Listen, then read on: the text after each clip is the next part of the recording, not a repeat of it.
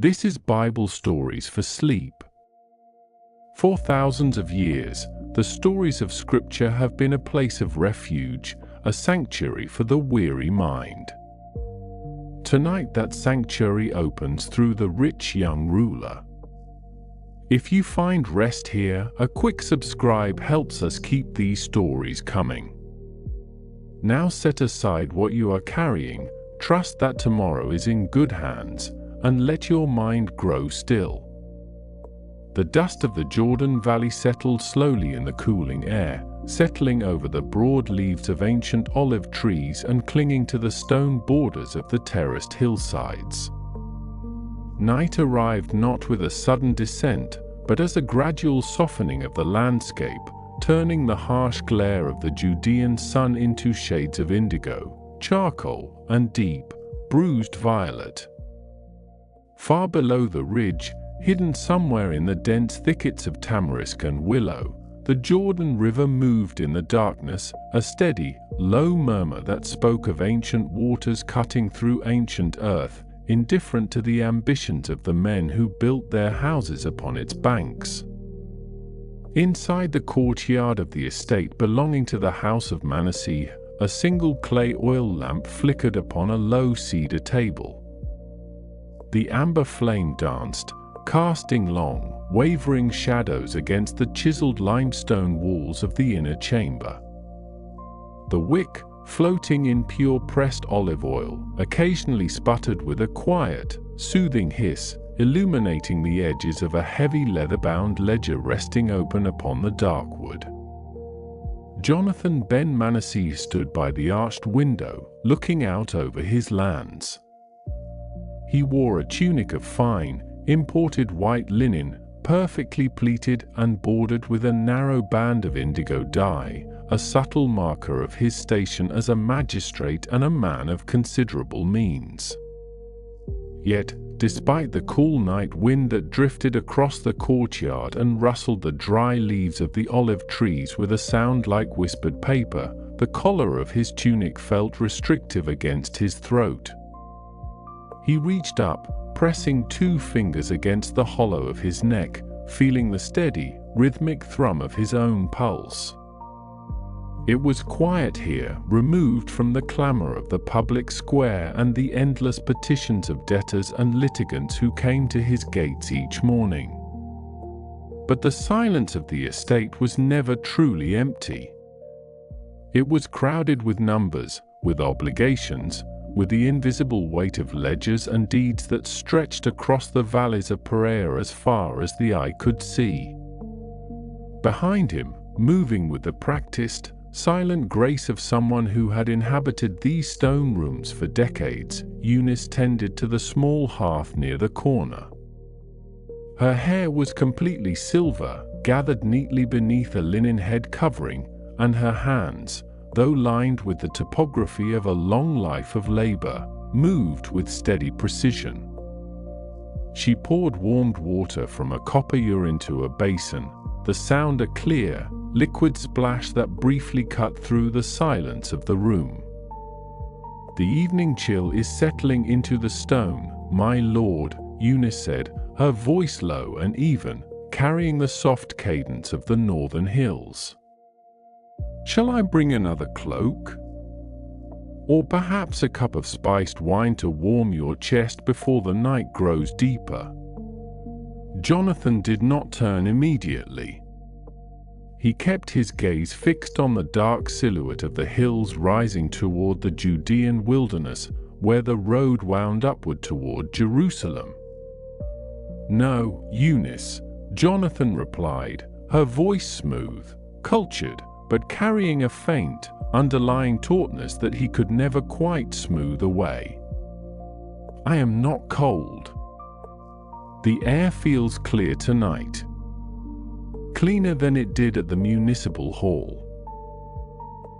Eunice set the ewer down upon the table, the copper clinking softly against the wood. She straightened slowly, her dark eyes resting on the broad shoulders of the young man she had raised from infancy.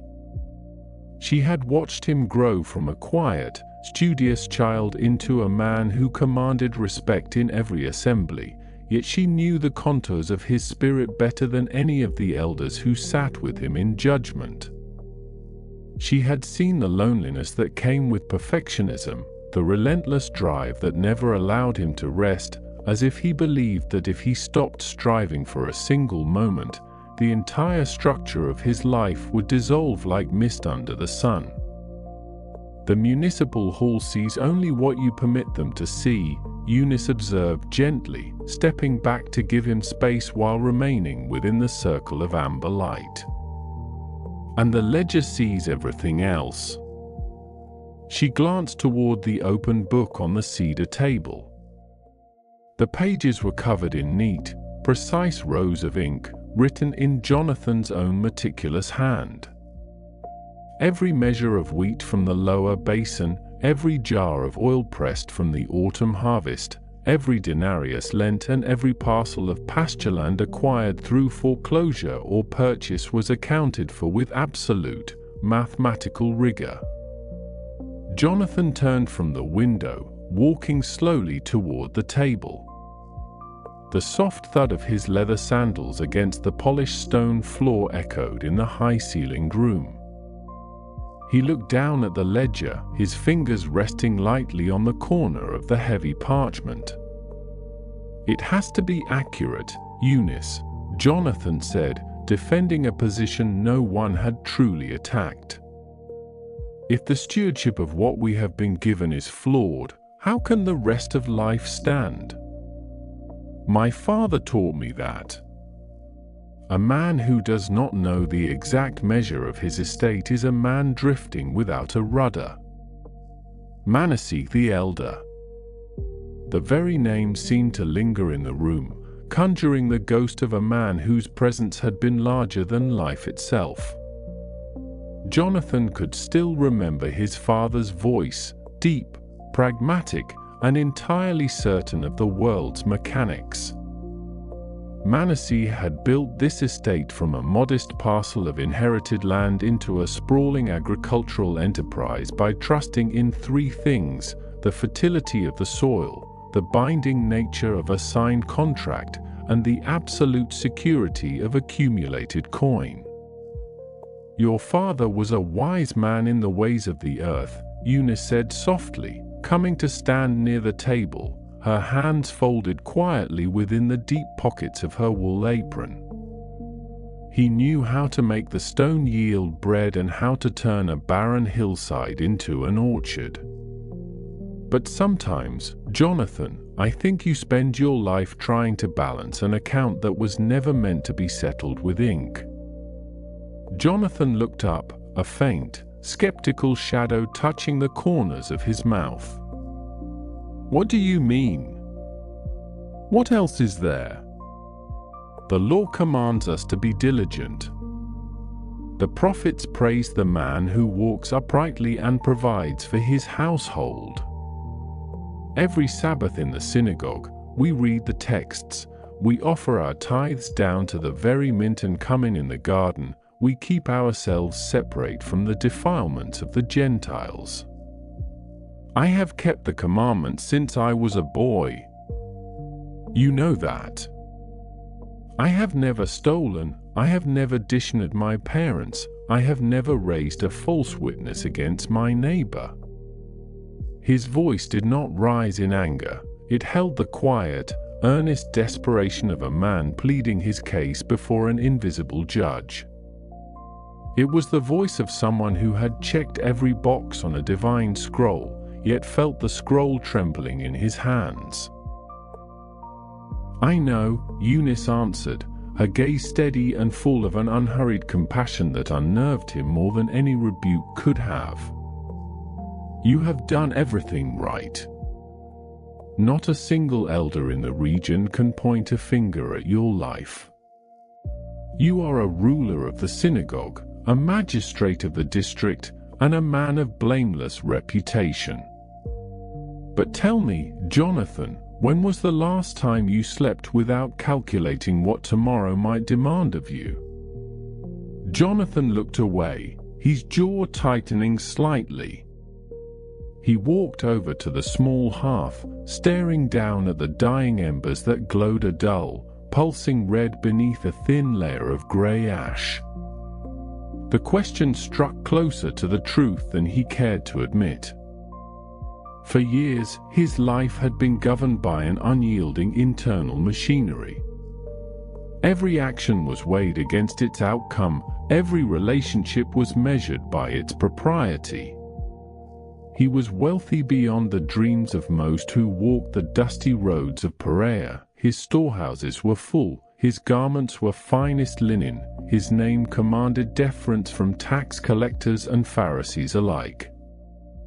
Yet, beneath the polished surface of his achievements, a strange, hollow fatigue persisted, a quiet ache that no amount of gold or moral rectitude could soothe. It was an internal isolation born of self-reliance. Because he had achieved everything through his own discipline and inherited security, he had no one to lean upon, not truly. He trusted his wealth, he trusted his intellect, and above all, he trusted his own righteousness. Yet the more he accumulated, the heavier the burden became, as if he were carrying a chest of silver up a steep mountain path, terrified that if he loosened his grip for even a second, everything would tumble down into the dark abyss. "Security is not a sin, Eunice," Jonathan said quietly, his voice dropping an octave as he stared into the embers. "To have wealth is to have independence. It is the means to protect those who depend on us, to ensure that the house of Manasseh remains strong against the uncertainties of this age. You see the gold as a chain, I see it as a shield. A shield can become a cage if it is heavy enough," Eunice replied gently, turning toward the doorway as the soft sound of sand crunching beneath footsteps echoed from the outer courtyard. "And someone approaches the gate at this hour. Visitors are rare tonight." Jonathan straightened, his public persona instantly reasserting itself over his private doubts. He smoothed the front of his fine linen tunic, squared his shoulders, and walked back toward the center of the room as a young gatekeeper appeared in the arched doorway, bowing respectfully. "My lord," the gatekeeper murmured. "There are travelers on the road outside. They are not local men. Word has spread through the valley that a teacher from Galilee is passing near the eastern border tonight, and many are going out to meet him. The crowd is gathering by the lower olive press." Jonathan frowned slightly, a flicker of scholarly curiosity mixed with cautious skepticism crossing his features.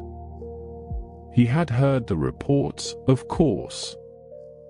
For months, rumors had trickled down from the northern lakes, tales of a carpenter's son from Nazareth who spoke with an authority that bypassed the traditional schools of the scribes, healing the sick, welcoming the outcast, and speaking of a kingdom that defied conventional understanding. Some of the Pharisees in the council dismissed him as a disturber of the peace, a populist stirring false hopes among the peasantry. Others, more quietly, wondered if a new prophet had truly arisen in Israel. "A teacher from Galilee," Jonathan repeated, the words tasting unfamiliar on his tongue. "What is his name?" "They call him Jesus of Nazareth," the gatekeeper replied, keeping his eyes fixed on the stone floor.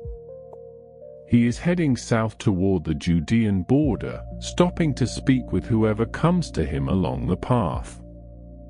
The common people are leaving their homes in droves, walking through the night just to hear him speak a few words." Jonathan walked over to the cedar table, his hand resting once more upon the heavy leather ledger. Here, in this room, everything was ordered, predictable, and secure. Out there, in the dark olive groves by the lower press, was a chaotic sea of common folk, moving toward an unknown voice. Yet, deep within his chest, beneath the layers of linen, wealth, and legal perfection, something stirred, a sudden, sharp hunger that he had suppressed for years. It was the realization that for all his ledgers, for all his righteousness, for all his carefully guarded security, there was something vital missing from his leave, something essential that could not be bought, earned, or measured with ink and parchment.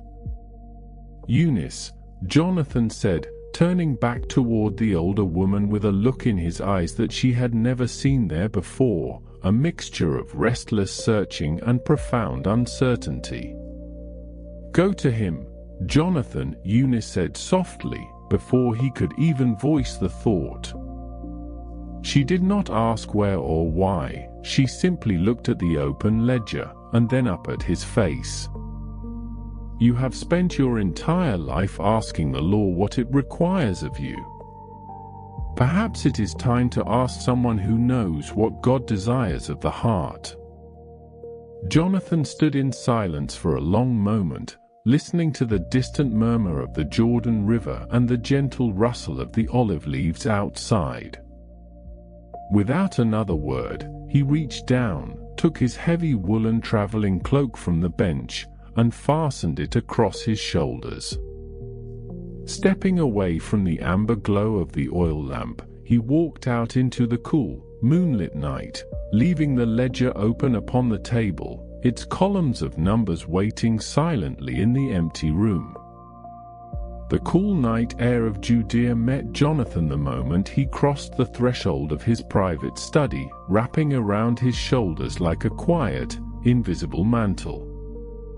Outside, the stone courtyard was washed in a pale, ethereal silver light as the moon climbed high above the terraced hills of Perea. The dust of the road settled beneath the soft leather of his sandals, a familiar texture of the land he had known since childhood, yet tonight the familiar felt suddenly vast and uncertain. Down in the valley, hidden somewhere beyond the terraced groves of silver-green olive trees, the Jordan River carried its ancient waters toward the south, its low and steady murmur rising on the breeze like a ceaseless, murmuring breath. Behind him, through the arched window of the estate, the amber flame of the clay oil lamp flickered against the chiseled limestone walls, casting long, dancing shadows that reached across the empty room. Upon the cedar desk, the open ledger remained untouched, its meticulously inked columns of figures, tithes calculated to the exact grain, land revenues gathered from the fertile valleys, and accounts of silver dinars, waiting in silent suspension. Jonathan adjusted the heavy woolen clasp of his traveling cloak, feeling the dense weave against the fine imported linen of his tunic. He was a man accustomed to order, to the crisp calculation of profit and loss, and to the quiet satisfaction of duties punctually fulfilled. Yet tonight, the numbers on the parchment seemed distant and weightless, eclipsed by a singular, persistent question that burned quietly beneath his ribs. What did it profit a man to secure every corner of his earthly existence, to master the law from the first verse of Genesis to the final cadence of Deuteronomy, and still feel the hollow, echoing void of a spirit searching in the dark? From the shadowed portico near the servants' quarters, a soft scuffling of cloth against stone broke the stillness. Eunice stood near the low wall, her silhouette framed by the pale moonlight. For over 30 years, she had tended the household of Jonathan's family, watching him grow from a quiet, studious child into a magistrate of influence and standing. Her hands, rough and gnarled from a lifetime of faithful labor, rested gently on a woven basket of dried lavender. She had seen the rise and fall of fortunes, the transient passing of political favors, and the quiet, crushing weight of expectation that Jonathan carried upon his shoulders like an invisible yoke. She did not speak as he approached, for there was an unspoken language between them forged through decades of silent observation. Instead, her dark eyes, luminous in the moonlight, looked upon him with a mixture of maternal tenderness and profound sorrow. She had seen the perfection of his outward life, the immaculate robes, the respected seat at the city gate, the scrupulous observance of every ritual purity, and she had also seen the sleepless hours pacing the stone floors of the upper chamber. "The night air carries a chill from the river, Master," Eunice said softly, her voice raspy with age and gentle concern. "The road to the southern hills is long, and the patrols of the Judean guard can be unpredictable after the third watch." Jonathan paused, looking down at the faithful woman who had known him longer than any of his peers or political allies. "I cannot rest, Eunice," he murmured, his voice tight with an unspoken tension. "Every law I have kept since I was a boy, from the honor due to my parents to the tithes of mint and cumin, I have guarded without fault. The elders nod when I pass. The people look to my rulings with respect. And yet, there is a stillness in my heart that feels less like peace and more like a tomb." Eunice stepped closer, the scent of dried lavender drifting between them in the cool night breeze. "And do you think peace is something to be captured, Jonathan? Like a rare coin dropped into a locked chest? If righteousness is the coin, then surely obedience is the key," Jonathan replied, though the conviction in his voice wavered slightly, echoing hollowly against the stone walls. "My father taught me that God rewards the diligent, that security is the fruit of wisdom, and that a disciplined life leaves no room for chaos." "Your father was a good man," Eunice whispered, her gaze drifting toward the rustling olive groves where the silvery leaves turned upward in the wind. "He built this estate stone by stone. He secured our borders, filled our storehouses, and died with his name honored in the courts of Jerusalem. But I watched him, too, in his final seasons. When the shadows lengthened across this courtyard, for all his gold and all his land, he looked out at the hills with the very same hunger I see in your eyes tonight. Wealth builds walls, Jonathan, but walls keep out the light just as easily as they keep out the storm." Jonathan turned away from her, his jaw tightening as he stared out toward the dark horizon where the road wound down toward the river crossings. He hated the truth in her words, yet he could not dismiss it. His entire life had been an exercise in building defenses against vulnerability. To be wealthy in Roman Judea was to be exposed to envy, taxation, and the constant, subtle temptation to trust in the tangible rather than the unseen. He had tithed generously, given alms to the beggars at the temple gates, and maintained a blameless reputation among the Pharisees, believing that these acts were the steps of a stairway leading straight to the favor of heaven. Yet, whispers of a different kind had been reaching the towns of Perea and Galilee over the past several weeks. Travelers coming up from the Jordan Valley spoke of an itinerant rabbi from Nazareth, a man who owned no land, carried no coin purse, and slept beneath the open sky, yet spoke with an authority that shook the foundations of the temple establishment.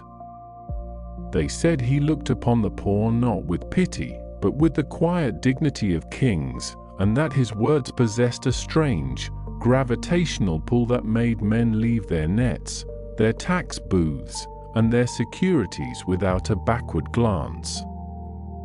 Jonathan had dismissed the rumors at first as the common enthusiasm of the uneducated crowds, easily swayed by novelty and charismatic speech. But 2 nights ago, a merchant from Jericho had passed through their gates, speaking of a direct encounter with this teacher.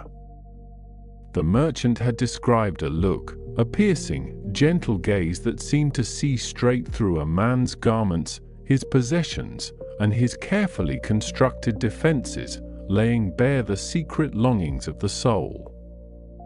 That look had haunted Jonathan through 2 days of legal deliberations and administrative meetings. It was as if the life he had so meticulously built was nothing more than a painted veil, and somewhere out there in the dust of the Judean road stood someone who could see through it entirely.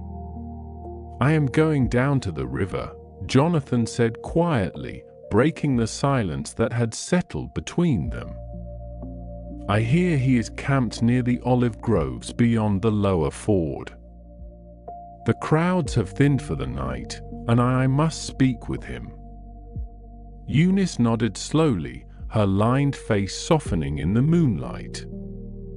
She reached out and touched his sleeve, her fingers brushing the fine imported linen with gentle reverence.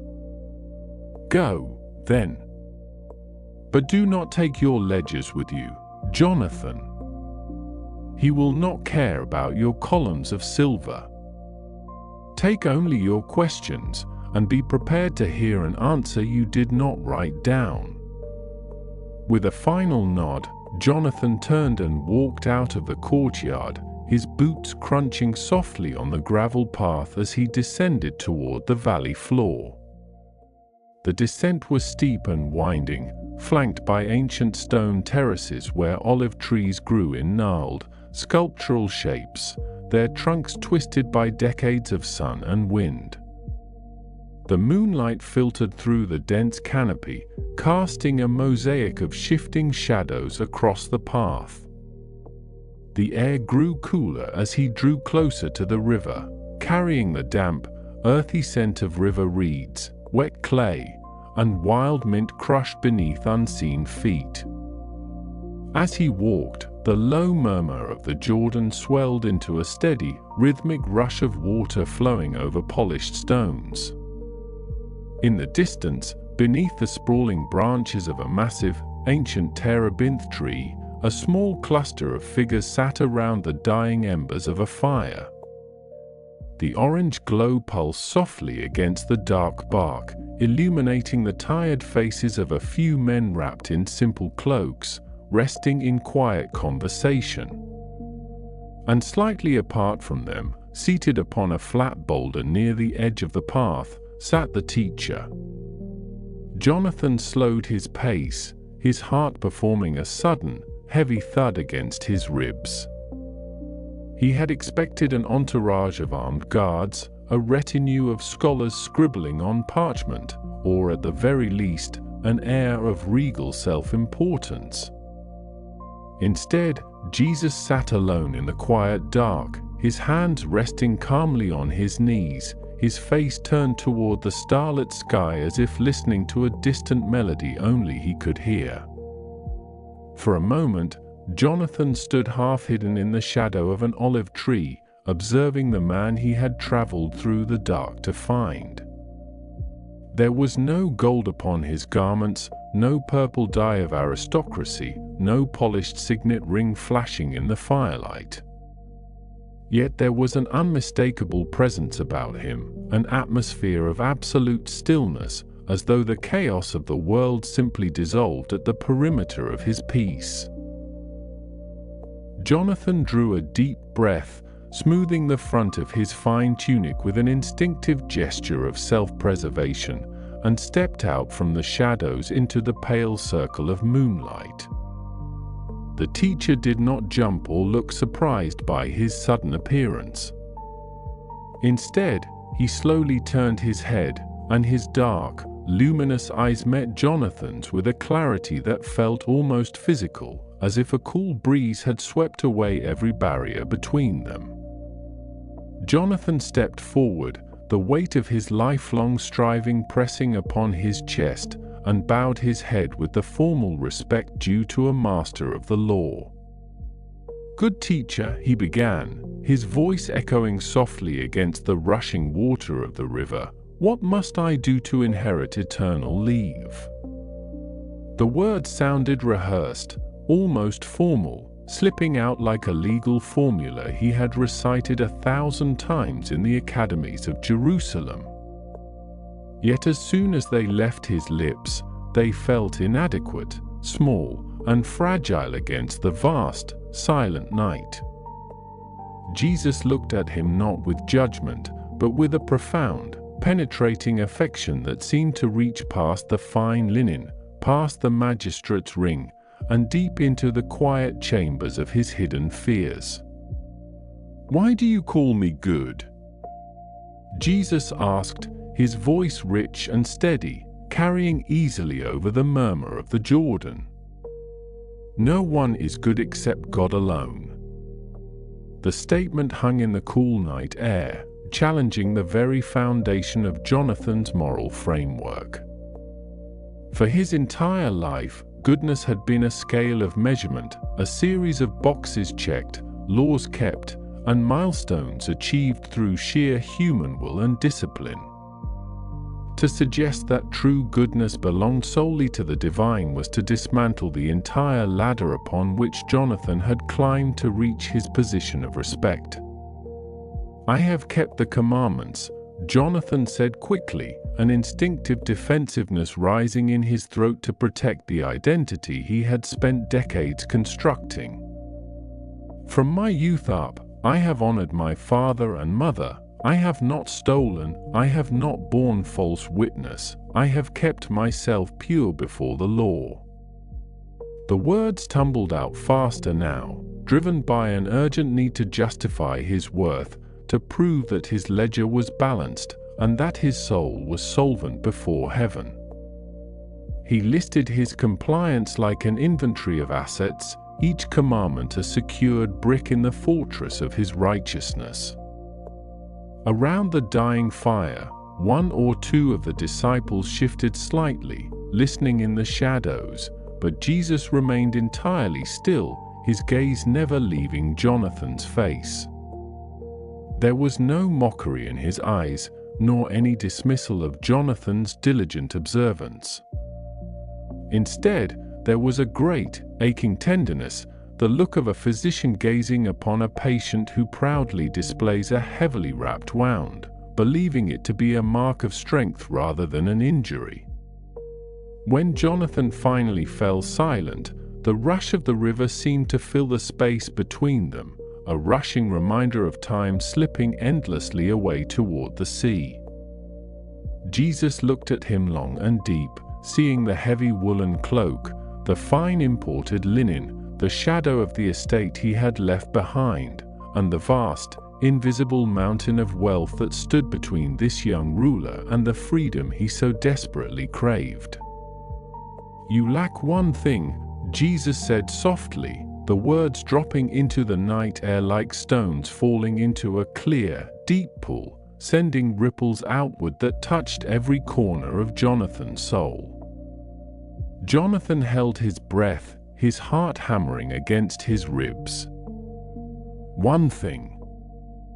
After all the years of striving, the rigorous fasts, the endless study of the Torah, the meticulous tithing down to the smallest seed, the burden was reduced to a single, remaining deficit. A wave of hopeful anticipation washed over him. If it was only one thing, a final prayer, a specific pilgrimage, an extra measure of charity, he would double his efforts tonight. He would write the check, perform the rite, and secure his peace once and for all.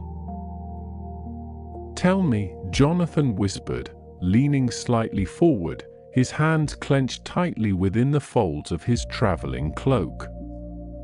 "What is it that I lack?" Jesus smiled, a faint, melancholy expression that held both infinite grace and an unyielding demand for truth.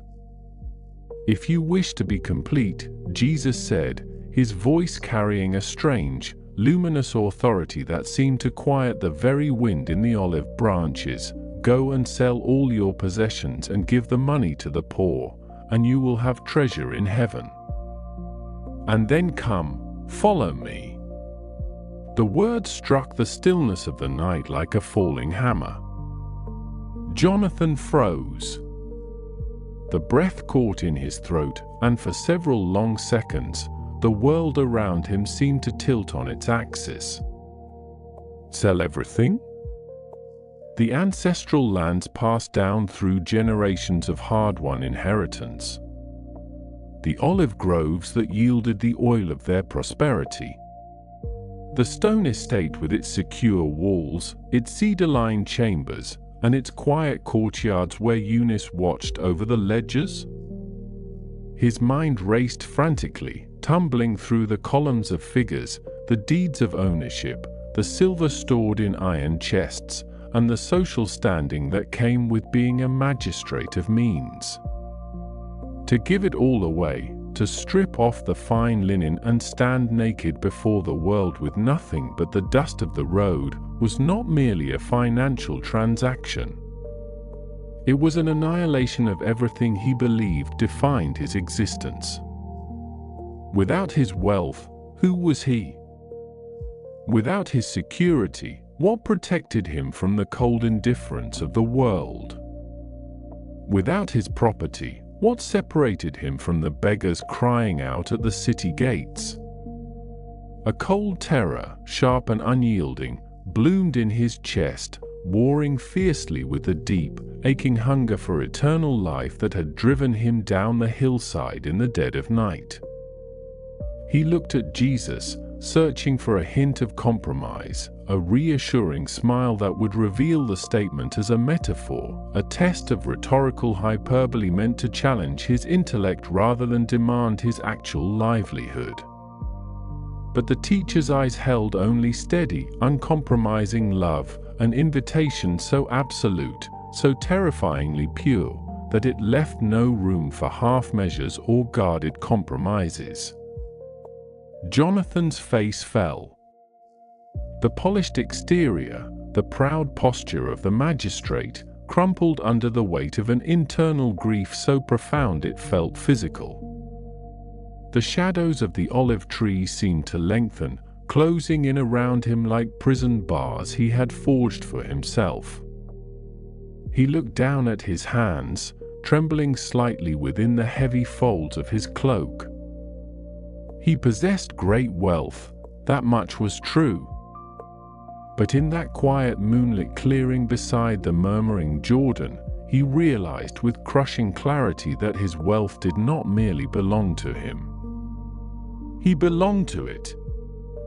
The silence stretched out, vast and heavy, broken only by the steady, unhurried rush of the river sliding past the banks toward the southern plains.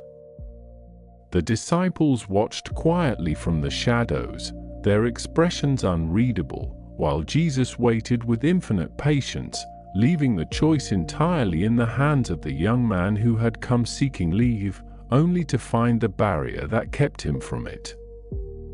Slowly, step by agonizing step, Jonathan backed away from the circle of firelight. His chest felt tight, constricted by an invisible grief that pressed down upon his shoulders far heavier than any traveling cloak. He wanted the treasure in heaven. He wanted the transcendent peace that radiated from the teacher's presence. He wanted to surrender his anxious heart and rest in the light of truth. But as he thought of his lands, his ledgers, his silver, and his secure, predictable world, his courage failed him. He turned his face away from the fire, away from the gentle gaze of the master, and began the long, slow climb back up the hillside toward his estate. The night air was bitterly cold now, biting through the fine linen of his tunic as he walked alone beneath the rustling canopy of the silver olive trees. Behind him, the low murmur of the Jordan River faded gradually into the distance, swallowed by the vast, quiet expanse of the Judean hills. When he reached the iron-studded gates of his courtyard, the clay oil lamp in his study was still casting its amber glow through the arched window, illuminating the empty room where the ledger lay open upon the cedar desk, its columns of numbers waiting patiently in the dark. Jonathan walked inside, closed the heavy wooden door against the moonlit night, and sank slowly onto the bench, staring at the blank parchment with a heart weighed down by great possessions, beginning the long and silent vigil of a soul standing at the crossroads of surrender. The heavy wooden door of the study clicked softly into place, sealing out the cool, silver-washed stillness of the Judean night. Outside, the dust of the Jordan outskirts settled over the quiet olive groves, where the dry leaves brushed together in a steady, murmuring rhythm, whispering secrets to the midnight wind. Jonathan ben Manasseh sat motionless on the low cedar bench, the flickering amber glow of the clay oil lamp casting long, dancing shadows against the chiseled limestone walls. Before him, the open ledger on the desk lay silent, its meticulous columns of numbers recording a life built upon precision, obedience, and an unyielding standard of righteousness. Every grain of wheat, every parcel of terraced hillside, every tithe meticulously measured and recorded, it was a monument to a lifetime of striving. Yet tonight, the ink looked different. The numbers seemed cold, rigid, and entirely devoid of the vibrant, eternal pulse he had felt just hours before when he knelt in the dusty road before the Nazarene. His mind drifted back across the twilight hills to that unforgettable encounter. He could still feel the phantom grit of the Judean road beneath his knees, and more vividly still, he could feel the piercing, uncompromising gaze of Jesus. It was a gaze devoid of condemnation, filled instead with an overwhelming, radiant love that saw straight through the fine imported linen of his tunic, straight through the polished reputation of a local magistrate, right into the quiet, echoing chambers of his soul. "One thing you lack," the words echoed softly in the silence of the study. Jonathan closed his eyes, his chest rising and falling with a slow, heavy sigh. He had kept the commandments from his youth. He had honored his father and mother, guarded his tongue, shunned deceit, and given generously to the poor from the abundance of his harvests. He had sought God through the rigorous mastery of every law, believing that eternal life was the ultimate prize to be earned by a life of impeccable devotion. And yet, when confronted with the invitation to lay it all down, to sell his vast estates, distribute the silver, and follow an itinerant teacher into the uncertain hills, something inside him had fractured. Grief had risen up like a cold tide, choking his throat. He remembered the heavy sorrow that settled over his shoulders as he slowly stood from the dust, turning his back on the only path he had ever truly trusted. He had walked away toward his grand estate with wealth clinging to him like a second skin, heavy, suffocating, and utterly incapable of granting the peace his spirit craved. A few miles away, near the low, winding banks of the Jordan River, another man sat listening to the same ambient night. John, the younger disciple of Jesus, watched the dark, swirling currents catch the pale reflection of the moon. The distant, low murmur of the river filled the valley with a constant, soothing motion, a reminder of time passing, of waters flowing endlessly toward an unseen sea. John drew his woolen cloak tighter around his shoulders against the midnight chill, his mind replaying the tender, heart-wrenching scene from the roadside. He had seen many come to the Master, the sick, the desperate, the outcast seeking a scrap of mercy. But the young ruler had been different. He came with dignity, wealth, and an immaculate moral record, carrying the silent, crushing burden of self-reliance. John remembered the profound wave of empathy that had washed over Jesus as he looked upon the young man, an expression not of anger at the refusal, but of deep, aching sorrow for a captive soul unwilling to unlock its own cell door. In the quiet of the riverbank, John traced a pattern in the damp earth with a calloused finger, pondering the subtle danger of abundance. It was so easy, he realized in the stillness of the night, for the gifts of the Creator to become the masters of the heart. Temporary temporal security built walls of stone and mortar, shutting out the fragile, beautiful wind of the Spirit. The young ruler had sought eternal life as one more acquisition to add to his ledger, a crown to place upon a life already full.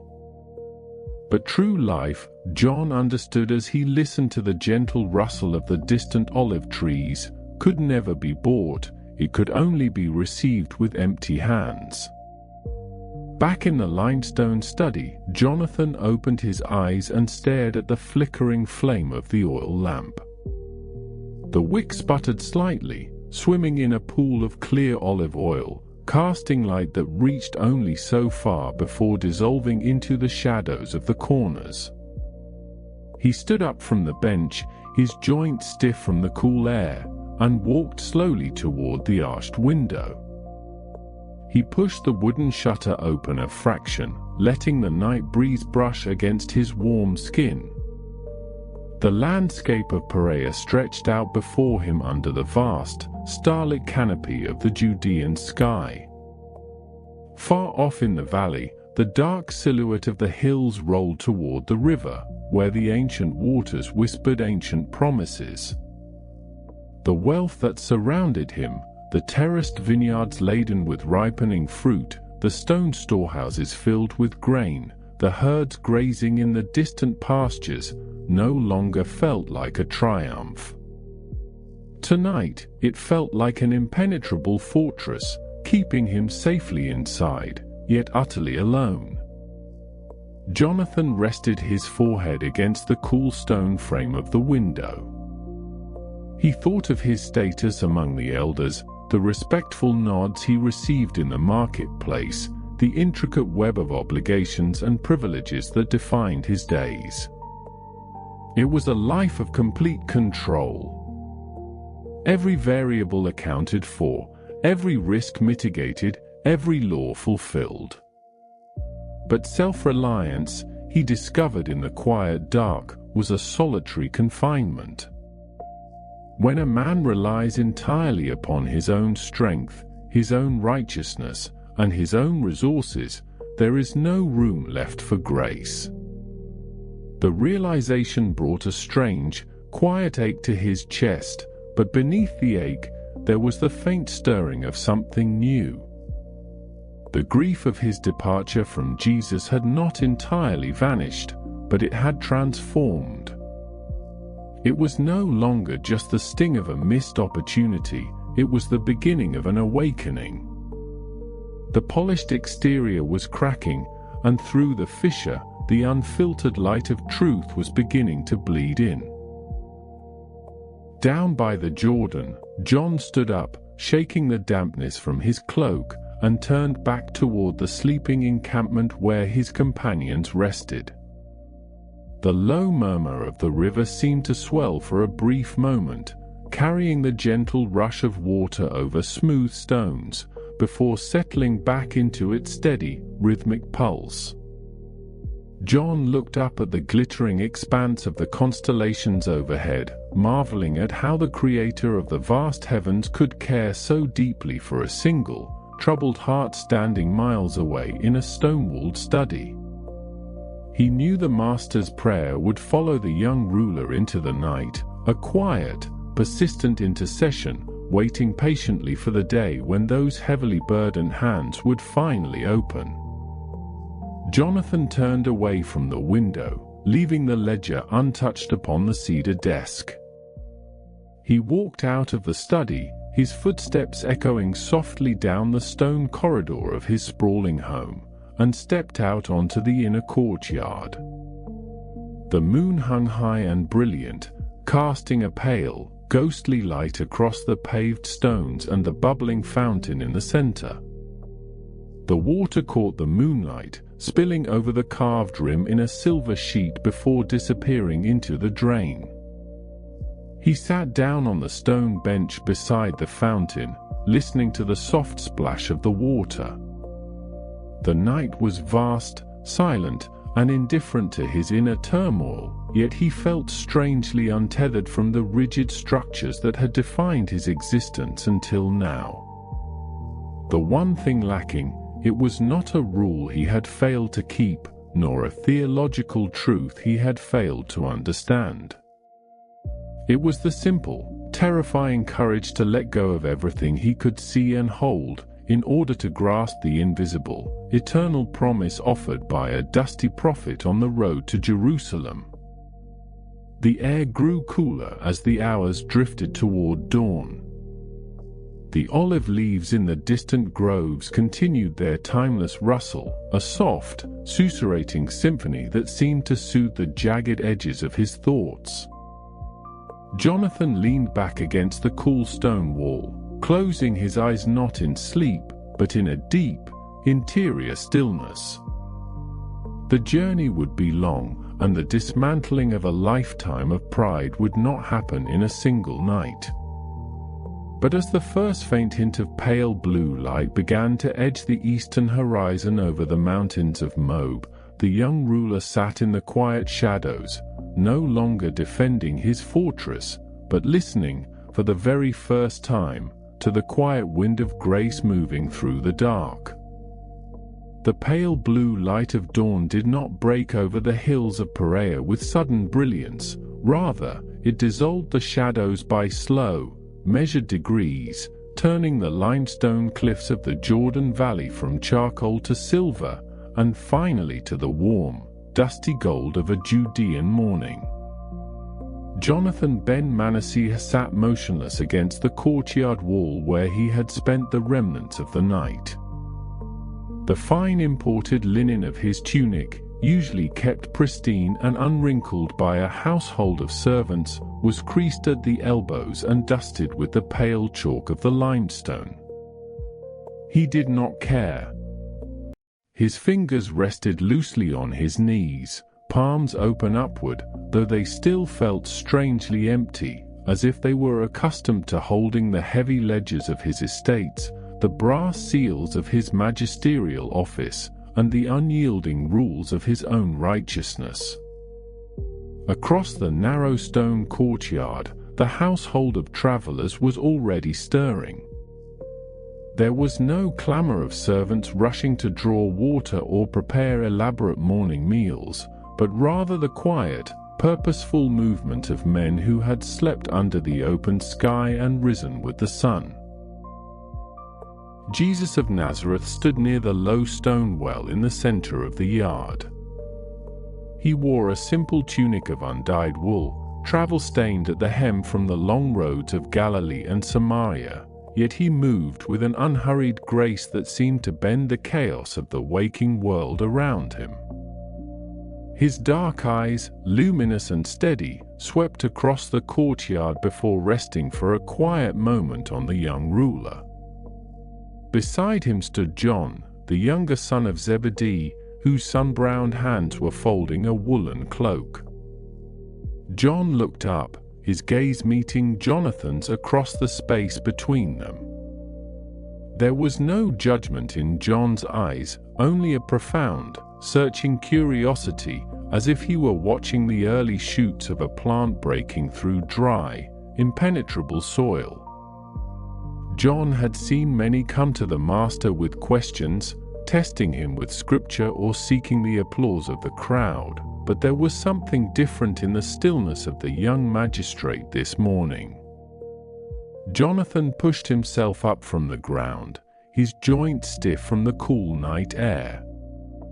The spiritual clarity of the dawn hours, which had felt so absolute while the world was dark, now met the stark, bright reality of the emerging day. The dust of the road was real. The weight of his possessions in Jerusalem and Jericho was real. The expectations of the elders who sat with him in the council chamber were real. Yet, beneath his ribs, the ache remained, not an acute pain, but a deep, hollow resonance, like the sound of a bell struck once in an empty hall. He had kept the commandments from his youth. He had honored his father and mother with lavish estates and public deference. He had never stolen, never borne false witness, never profaned the Sabbath. By every standard recognized in the academies of Jerusalem, his life was a meticulously constructed fortress of moral excellence. And yet, as he took a slow step toward the center of the courtyard, he remembered the look Jesus had given him the evening before, a look not of condemnation, but of overwhelming, piercing affection. It was a gaze that had stripped away his titles, his silk garments, and his carefully guarded reputation, leaving him standing bare before the Creator of the stars. "One thing you lack," the words echoed softly in the quiet chambers of his memory, unspooling with the persistence of the river current against the stones. Jonathan walked toward the well, his sandals crunching softly on the gravel. The air smelled of wild sage, dry earth, and the faint, sweet scent of roasting barley from a nearby hearth. Jesus turned to face him fully. He did not speak first, allowing the silence between them to hold the weight of all that remained unsaid. Around them, the other disciples moved quietly about their morning routines, keeping a respectful distance, sensing the gravity of the encounter. Peter sat some paces away, oiling the leather strap of his sandals with deliberate slowness, though his ear was clearly tuned to the exchange. "The morning is fair, Jonathan," Jesus said, his voice low and rich, carrying the cadence of the northern hills. It was a simple greeting, yet it carried an intimacy that made Jonathan's breath catch in his throat. "The night was long, Rabbi," Jonathan replied, his voice sounding raspy even to his own ears. He stopped a few paces away, his hands instinctively coming together before him, fingers interlocking in a gesture of defensive habit. "Long nights are often where the ground is broken," Jesus observed gently. He leaned against the rough stone rim of the well, looking out toward the distant line of green trees marking the course of the Jordan. A field must be plowed deep before it can receive the seed. Surface turning only invites the weeds to grow back thicker when the rains return. Jonathan felt a hot flush rise to his cheeks, though the morning air was still crisp. He thought of his life, a life spent weeding the surface, pulling up the shoots of minor infractions while leaving the massive, deep-rooted oak of his self-reliance untouched in the center of the yard. "I have tried to leave without reproach," Jonathan said, and for the first time, there was no pride in his voice, only a fragile plea for understanding. "Since I was a boy, my teachers told me that the path to leave was found in the strict observance of the law. I memorized every line. I paid my tithes down to the very last leaf of mint and rue in my garden. If a beggar came to my gate, I did not turn him away empty-handed. I gave. I gave generously." "You did well," Jesus said, and the affirmation was so genuine, so entirely devoid of sarcasm, that it disarmed Jonathan completely. "Your obedience was not empty, Jonathan. The Father sees the hours you spent in study, the care with which you guarded your tongue, the restraint you exercised when power was placed in your hands. Those things are not worthless.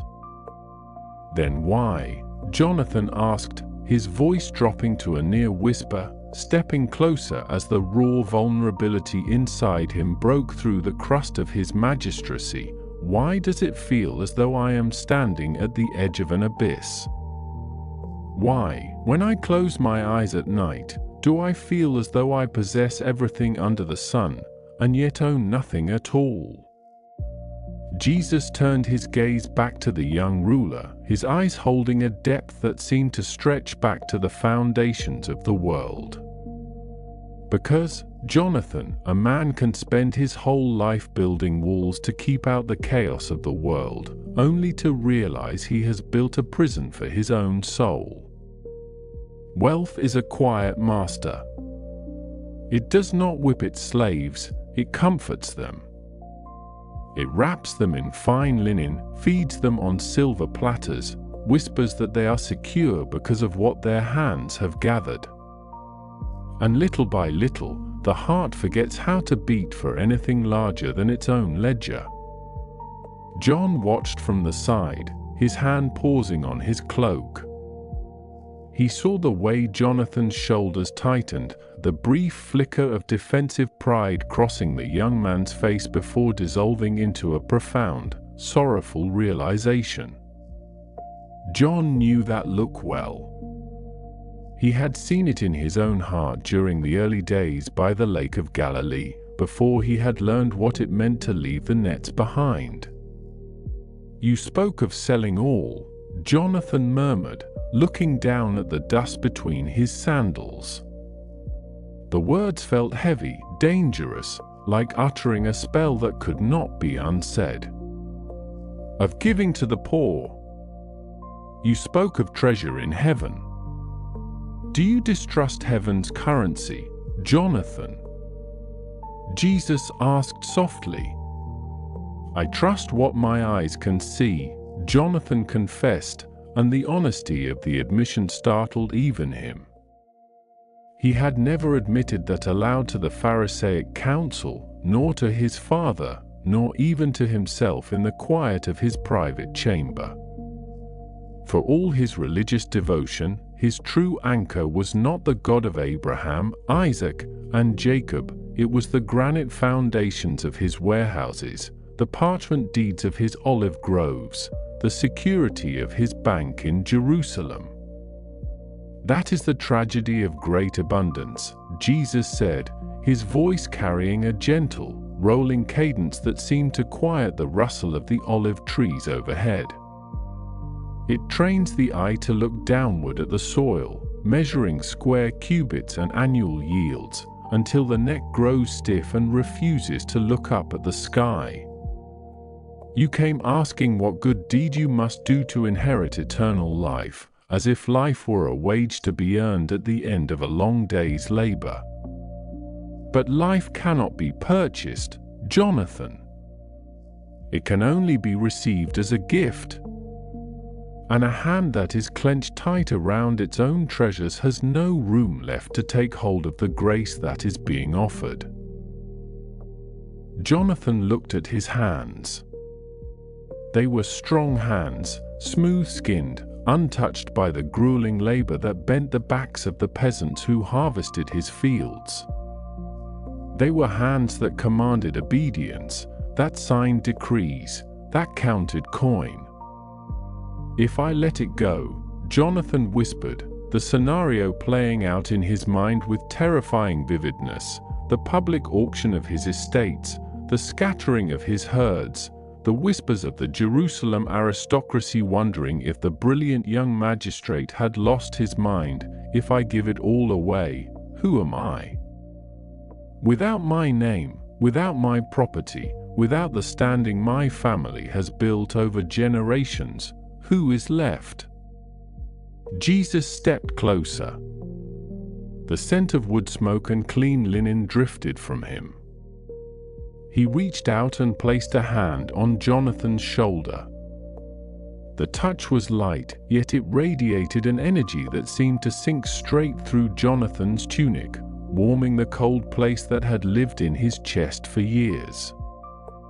"You are a son," Jesus said simply. "Not a manager of estates. Not a ruler of the synagogue. Not a keeper of ledgers.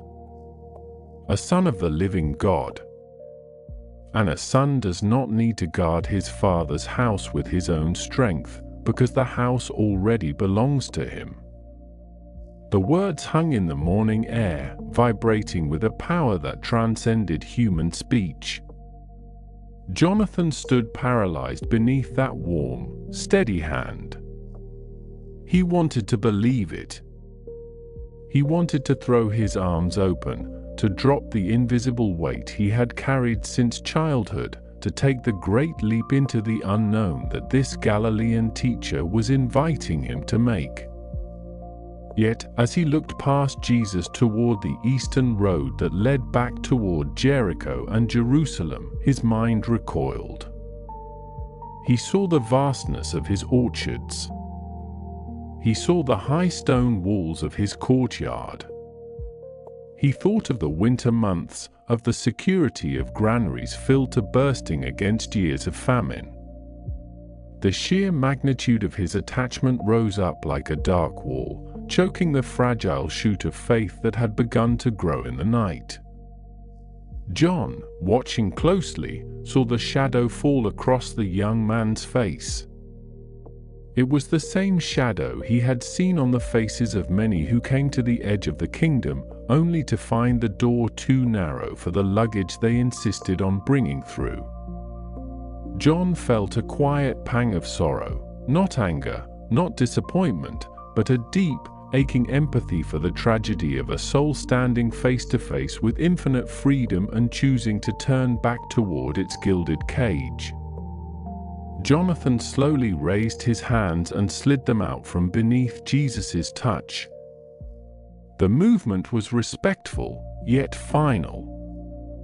The silence that followed was heavy, laden with all the unspoken potential of what might have been. The wind through the olive trees seemed to sigh, rustling the silver-green leaves in a low, melancholy cadence. Jonathan stepped back. His face had gone pale, the youthful vitality that usually marked his features replaced by an old, heavy weariness. "The price is too high," Jonathan said, and his voice cracked, betraying the storm of grief raging beneath his composed exterior. "I cannot." Jesus did not argue with him. He did not raise his voice, nor did his expression harden with reproach. He simply looked at Jonathan with a gaze so full of tender, unyielding sorrow that it pierced the young ruler more deeply than any condemnation could have. It was the look of a father watching a beloved child walk away from an open door into a storm of their own making.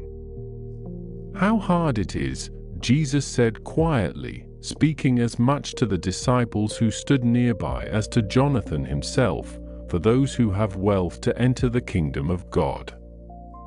It is easier for a camel to go through the eye of a needle than for a rich person to enter the kingdom of God." The disciples exchanged glances, their eyes wide with astonishment. Peter muttered something under his breath, shaking his head in disbelief, while James and Andrew looked at one another with a renewed sense of the sheer impossibility of human righteousness.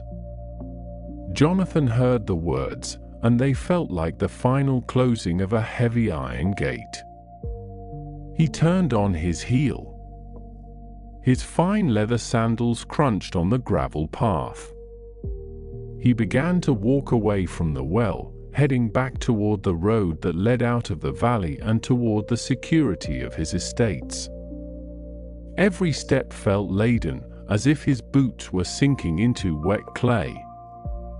He did not look back, though every fiber of his being screamed at him to turn around, to throw himself back at the feet of the Nazarene and say yes to the terrifying, beautiful invitation.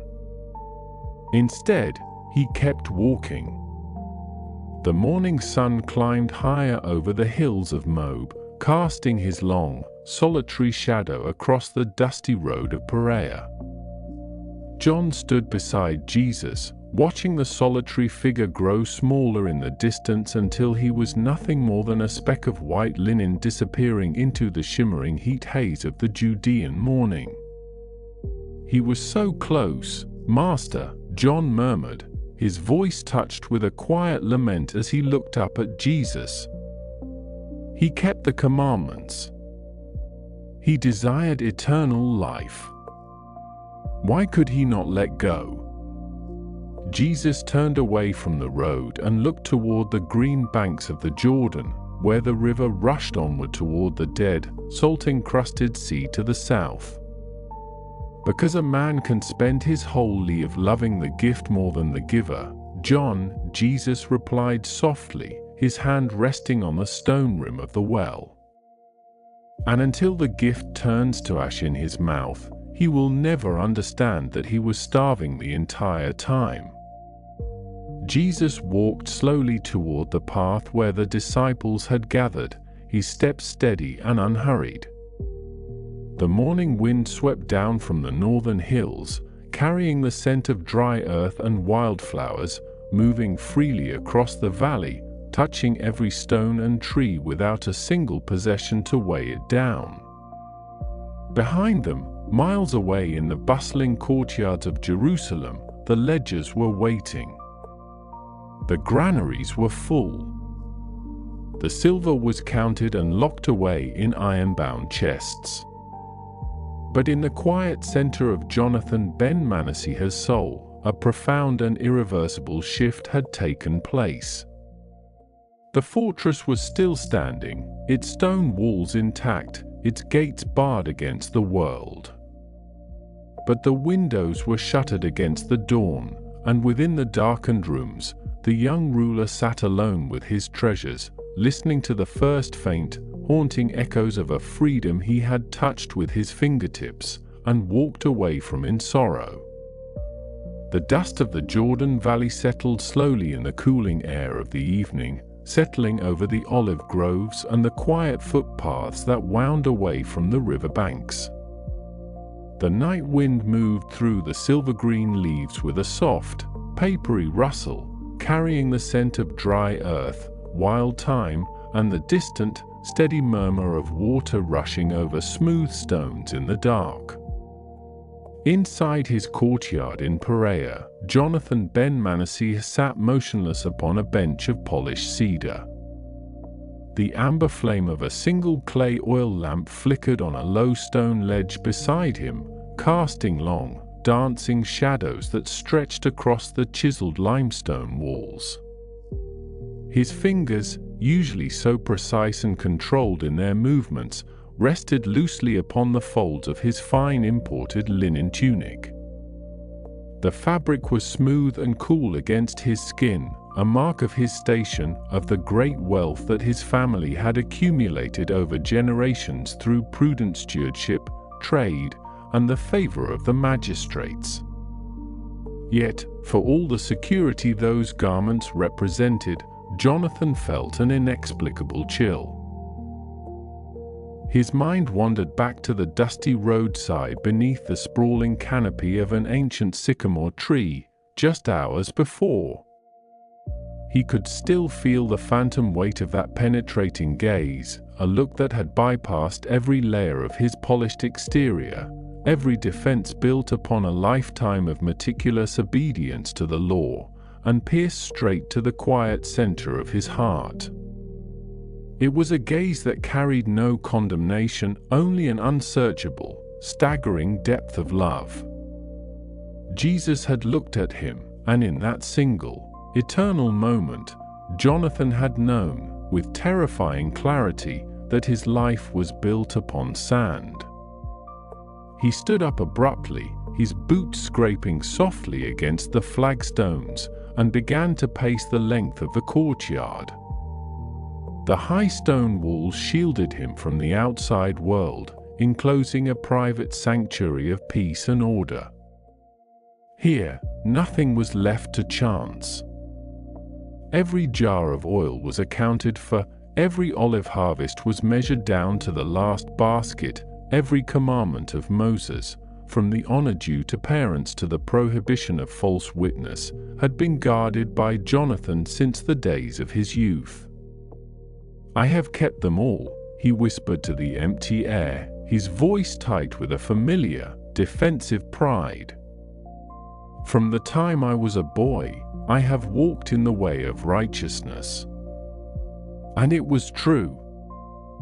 He had not stolen, he had not defrauded, he had honored his aging mother with lavish gifts and dutiful visits, he had given his tithes to the temple down to the mint and the cumin. By every human standard, by the judgment of the elders who sat in the shadow of the colonnades in Jerusalem, Jonathan ben Manasseh was a pillar of society, a ruler whose righteousness was as spotless as the white linen he wore. So why did the memory of a simple carpenter telling him to sell everything feel like a sword thrust through his spirit? He stopped pacing and looked toward the inner chambers of his sprawling estate. Beyond those heavy wooden doors lay the storerooms, the ledger scrolls written in dark ink, the heavy iron-bound chests filled with silver denarii and glittering gems. They were symbols of blessing.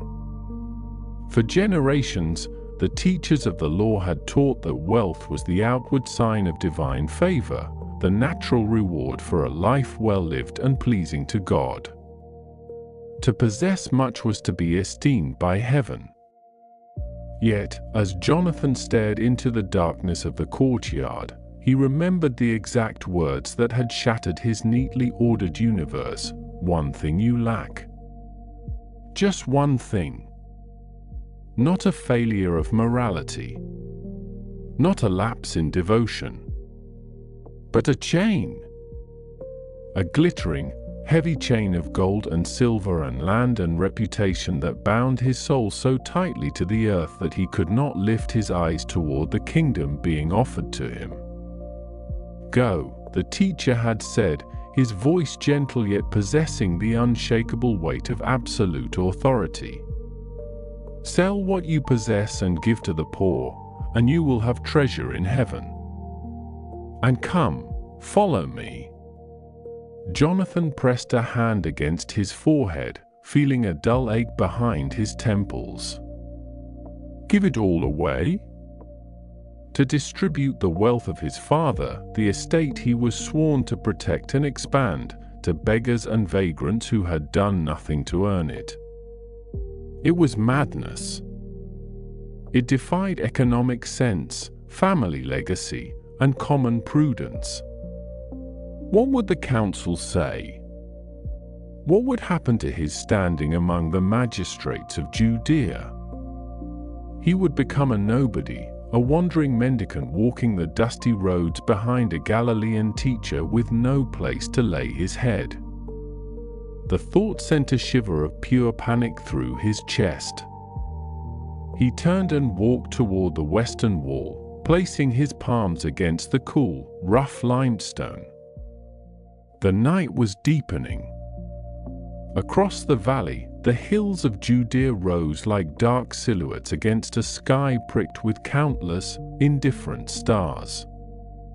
The world was vast, ancient, and entirely unconcerned with the quiet crisis unfolding in the heart of one young ruler. Jonathan closed his eyes, but behind his eyelids, the image of the Nazarene remained vivid. He remembered the posture of the man, unhurried, entirely at peace, moving through the pressing crowds with the calm grace of someone anchored in a reality far deeper than the political tensions of Rome or the religious rivalries of the temple. Jesus did not need wealth to feel secure. He did not need the validation of a magistrate's robe or the safety of a walled estate. His treasure was invisible, eternal, and inexhaustible. And Jonathan realized, with a sinking sensation in the pit of his stomach, that he was utterly dependent on the things he owned. Without his wealth, Who was Jonathan ben Manasseh? If the lands were stripped away, if the silver chests were emptied, what remained beneath the fine linen and the pious observances? A young man paralyzed by fear. A soul gripped by a quiet, gnawing isolation that all his moral perfectionism could never quite reach. He had built a fortress of righteousness to protect himself from guilt, but in doing so, he had locked himself inside a prison of his own making. The wind shifted, bringing with it the faint, sweet scent of wood smoke from a distant shepherd's fire down by the river. Jonathan breathed it in deeply, feeling the tension in his shoulders stubbornly refuse to yield. He thought of the alternative, the invitation that had hung in the air like an open door. "Come, follow me." It was an invitation to freedom. An invitation to step out of the stifling shadows of his own possessions and walk beneath the open sky, untethered and fully alive. He had tasted the truth of it for one brief, blinding moment when he stood before Jesus on the road. He had felt the crushing burden of his self-reliance lift, if only for a heartbeat, as he glimpsed the possibility of a life defined not by what he kept, but by what he was willing to surrender. But the price was too high. Or, at least, that is what his mind told him as he stepped back from the wall. The price required him to let go of the steering wheel of his own destiny, to trust a stranger from Nazareth with a future he had spent his entire life carefully engineering. Slowly, heavily, Jonathan turned away from the wall and walked back toward the interior of the house. The oil lamp was beginning to sputter, its flame swimming in a pool of hot wax as the fuel ran low. The dancing shadows grew shorter, wavering against the limestone before collapsing into dimness. He did not want to look at his ledgers tonight. He did not want to count the coins or walk the marble floors of rooms paid for by the sweat of tenants and the accumulation of generations. The very things that had once brought him pride now felt heavy, cold, and confining, like armor forged of lead, meant to protect a knight who realized, too late, that he was locked inside his own tomb.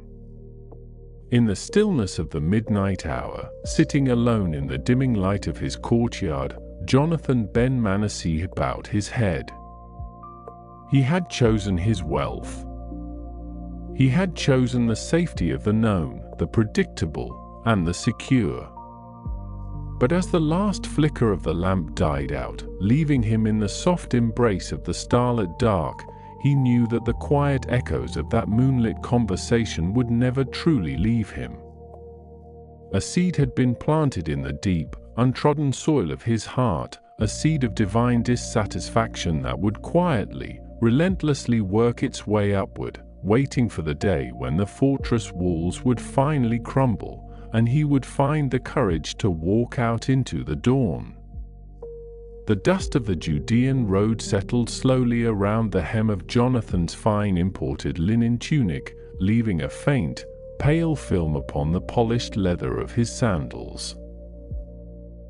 The night air of Perea carried the sharp, earthy scent of sunbaked dust cooling beneath a vast, indifferent canopy of stars, mixed with the faint, green aroma of crushed olive leaves trembling in the nocturnal breeze. Down in the deep limestone valley, hidden by the sprawling shadows of ancient orchards, the Jordan River kept up its steady, low murmur, a timeless rush of water cutting through the dry earth. Only a few paces away, beside the low stone wall of an enclosed courtyard, the amber flame of a single clay oil lamp flickered against the pale, chiseled masonry. The light cast long, dancing shadows that stretched and warped across the ground, mimicking the turbulent thoughts that raced beneath Jonathan's carefully composed exterior. Just moments before, those same shadows had seemed to retreat entirely. Jesus of Nazareth stood beside the stone partition, his simple woolen garments dusty from the long march, yet radiating an astonishing, immovable calm.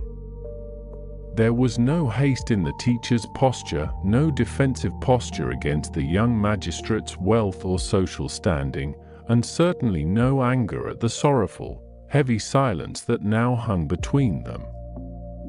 Instead, there was only a look. Jonathan swallowed hard against the sudden, aching tightness in his throat, his fingers twitching instinctively toward the heavy gold signet ring resting upon his right hand. It was a familiar gesture, a tactile anchor to the authority he had spent his entire life accumulating, safeguarding, and fiercely protecting. He had come to this place with a meticulously ordered ledger of righteousness, believing that eternal life was simply the final, crowning entry in a life already well lived. He had kept the commandments from his youth, he had honored his father and mother, refrained from fraud, maintained his purity, and given generously to the temple treasury. Yet, beneath the polished surface of his compliance, a quiet, gnawing terror had always lived in the dark corners of his soul, the haunting suspicion that his religious perfection was nothing more than a magnificent fortress built to keep out a God he could not control. Jesus looked at him. The description felt entirely inadequate in the stillness of the night, yet it was the only truth Jonathan's trembling mind could grasp. It was not a glance of judgment, nor the analytical stare of a scribe measuring a student's worth. It was a gaze of deep, unfathomable affection, a look that bypassed every title, every garment of fine linen, every ancestral estate, and looked straight into the terrified, lonely core of Jonathan's heart. It was the look of a physician who loved the patient too much to spare the knife, and the look of a father who saw his child standing perilously close to a precipice, holding tightly to stones he mistook for treasure. Jonathan felt completely unmade by that gaze. Every defense he had painstakingly erected, his lineage, his adherence to the law, his civic reputation, his immense wealth, dissolved under the warmth of those eyes.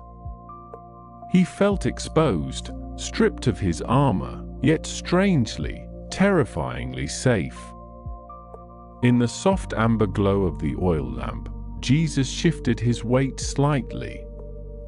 The movement was gentle, unhurried, carrying the profound weight of a love that asked for everything because it offered everything in return.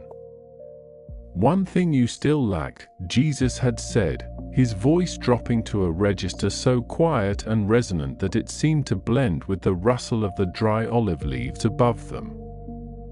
"Sell all that you possess and distribute it to the poor, and you will have treasure in heaven, and come, follow me."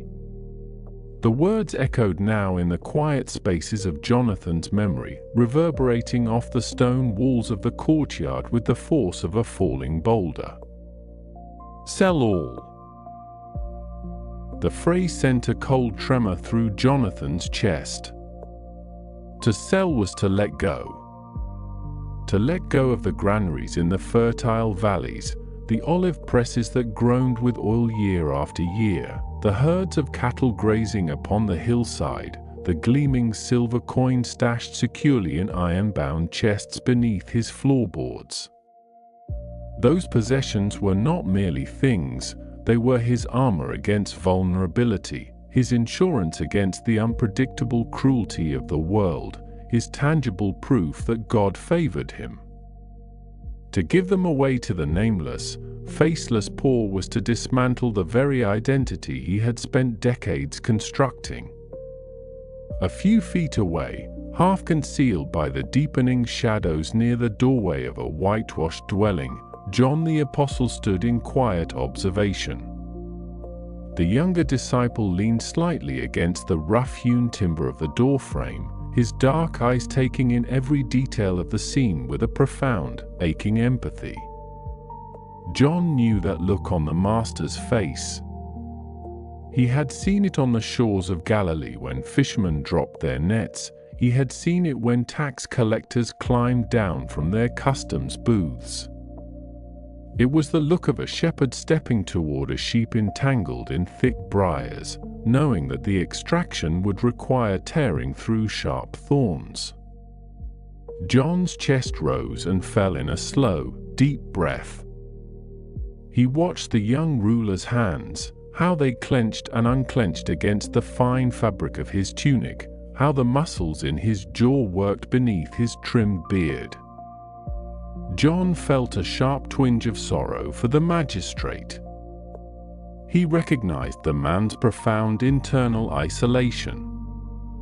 Wealth, John realized in that silent hour, was not merely a comfort, it was a fortress that kept others out, but ultimately imprisoned the one who built it. The rich young ruler was locked inside a golden cage of his own perfectionism, staring out at a world he thought he governed, while actually being governed entirely by his fear of losing control. "You look at him," John whispered inwardly, tracking the subtle shift in the shadows as Jesus remained completely still, waiting with infinite patience. "You love him enough to name his idol, and you love him enough to let him walk away if he chooses his chains." The silence stretched, heavy and profound, broken only by the distant croak of a night frog down by the riverbank and the dry, papery friction of olive leaves brushing against each other in the upper branches.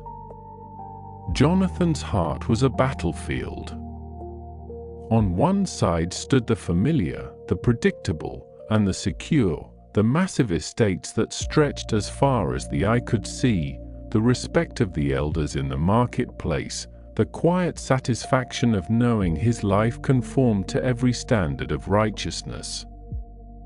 On the other side stood an itinerant teacher with no place to lay his head, offering an invisible kingdom, a call to radical surrender, and a love so vast it terrified him. To follow that call meant stepping off the edge of a cliff into total uncertainty. It meant relinquishing the illusion that he could earn, buy, or secure his own salvation through moral management. It meant trusting a stranger more than his own ledgers. The terror of that surrender rose in Jonathan's throat like a physical choke.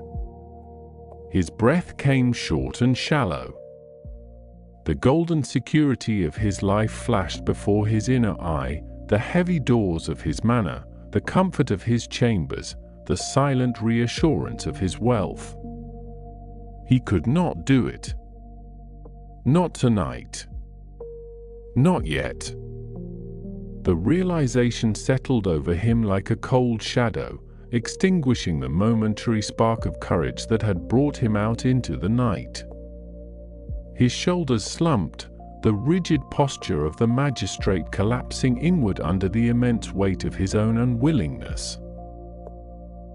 Jesus did not move to stop him.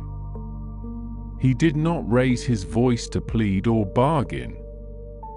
He simply stood there in the flickering amber light, his gaze remaining steady, luminous, and filled with an unbearable, radiant compassion that followed Jonathan even as the young man began to retreat. Slowly, almost mechanically, Jonathan took a step backward. Then another. His eyes remained fixed on Jesus for as long as the dim light of the oil lamp allowed. He saw the gentle rise and fall of the teacher's chest, the quiet acceptance in his expression, an acceptance that did not condone the choice, but honored the freedom of the human will, leaving the door of grace open for whatever tomorrow might bring. With a low, choked sigh that sounded more like a sob suppressed at birth, Jonathan turned away. The dust rose in a small, pathetic cloud around his sandals as he pivoted toward the dark road that led back to his estate. Every step felt like dragging lead weights through deep water. The night air, which had felt crisp and alive just moments before, now pressed down upon him with a suffocating heaviness. The stars overhead seemed distant, cold, and entirely unconcerned with the quiet tragedy unfolding in the dust of Perea. As he walked, the internal storm raged with redoubled fury. His mind, desperate to escape the haunting echo of those words, began to construct excuses, rationalizations, and justifications. He asks too much, a voice within him argued, grasping frantically at the familiar debris of his old worldview. To give everything away is foolishness. One must be prudent. One must maintain order. A ruler has responsibilities to his house, to his heritage, to the social fabric of Judea. Yet, beneath the noisy clatter of his rationalizations, the small, quiet seed planted by that gaze continued to push against the hard earth of his soul. The justifications rang hollow in his own ears. He knew, with a devastating clarity that no amount of rationalization could erase, that he had not walked away because of prudence. He had walked away because he loved his possessions more than the source of life itself. He had chosen his wealth, and in choosing his wealth, he had chosen his prison. Behind him, in the quiet courtyard near the stone wall, the oil lamp sputtered as a stronger gust of wind swept down from the Judean hills. Jesus watched the retreating figure of the young man until the darkness of the olive grove swallowed him entirely. The teacher's expression was neither disappointed nor surprised. It was the face of one who understood the immense gravity of human attachment, the heavy pull of the earth upon spirits meant for the sky. Slowly, Jesus turned his gaze toward the small group of disciples who stood watching in the shadows. Peter, ever impulsive, shifted uneasily, his rough hands calloused from pulling nets, his mind racing with the implications of what he had just witnessed. John remained near the doorframe, his heart still echoing with the profound emotional resonance of the encounter, his mind absorbing the tragic beauty of a soul standing at the crossroads of eternity and turning back toward the temporary dust of the world. Jesus looked at them, and his voice, when he spoke, was soft, carrying a deep, solemn cadence that seemed to quiet the very wind rustling through the leaves. "How hard it is for those who are wealthy to enter the kingdom of God," Jesus murmured, the words falling into the night air like stones dropped into a deep well. The disciples exchanged glances, their faces etched with a mixture of awe and bewilderment.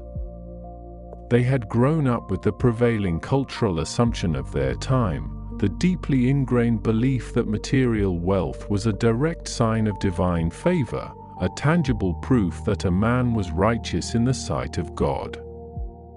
If a man as young, as disciplined, as wealthy, and as morally upright as Jonathan ben Manasseh could not easily enter the kingdom, then who possibly could?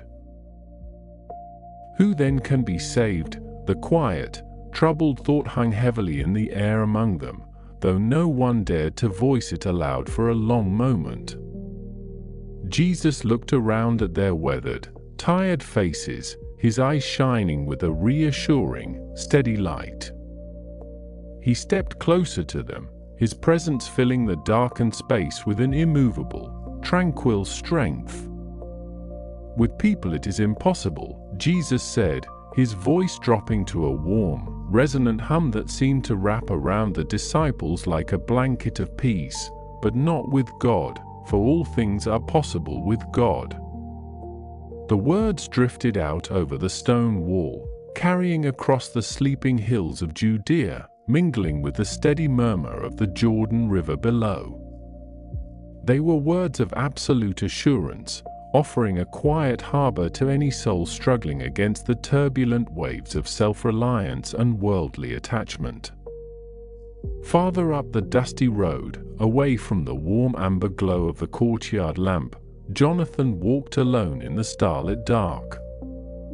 The imposing stone gates of his family estate loomed ahead of him, their heavy iron hinges gleaming faintly in the moonlight.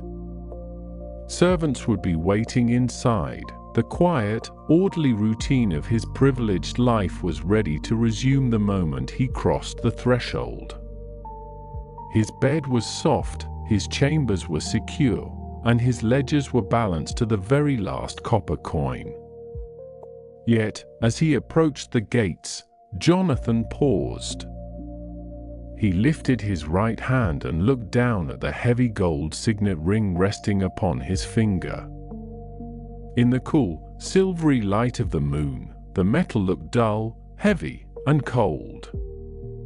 For the first time in his life, the ring did not feel like a symbol of authority or achievement, it felt like a shackle. A profound, aching sorrow washed over him, not the sharp panic of a crisis, but a deep, quiet realization of what he had missed. He had wanted eternal life, but he had wanted it on his own terms, built upon the foundation of his own righteousness and secured by his own wealth.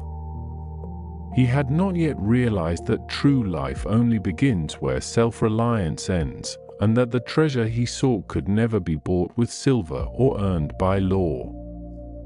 Jonathan lowered his hand, his fingers curling slowly into a fist at his side. He pushed open the heavy wooden wicket gate and stepped into the courtyard of his home. The door clicked shut behind him with a soft, final sound. The estate was silent, shrouded in shadows and the predictable safety of the night. But deep within the innermost chambers of his heart, the fortress walls had begun to fracture. The seed of divine dissatisfaction was alive in the dark soil, working its quiet, relentless way upward toward the light. He walked across the paved courtyard toward his chambers, his footsteps echoing softly against the stone. He did not know how long the journey would take, nor how many more times his life would have to be stripped of its illusions before he found the courage to truly surrender. But as he looked up one last time at the vast, indifferent canopy of stars stretching endlessly across the Judean sky, he knew that the quiet echoes of that moonlit conversation would never leave him. The night deepened. The olive leaves whispered their ancient secrets to the wind. The Jordan River continued its steady, timeless rush toward the sea, carving its path through the dark and silent earth. And somewhere in the quiet spaces of the world, grace waited, patient, unwavering, and eternal, for the day when the young ruler would finally find the strength to open his hands, let go of the dust, and walk out into the dawn. The dust of the road settled slowly around the retreating footsteps, kicked up by the fine leather sandals of Jonathan ben Manasseh as he walked away into the deepening shadows of the Judean hills. The amber glow of the clay oil lamps outside the temporary encampment grew smaller, shrinking from a warm beacon into a distant, solitary spark against the vast expanse of the darkening wilderness. Around him, the ancient landscape of Perea stretched out under a heavy, indifferent sky, the rolling hillsides blanketed in the quiet silver of moonlight reflecting off the dusty leaves of old olive trees. A cool night wind drifted down from the highlands, rustling the dry foliage with a sound like whispered paper, carrying the faint, earthy scent of sun-baked stone, wild thyme, and the distant, rushing current of the Jordan River winding its way through the valley below.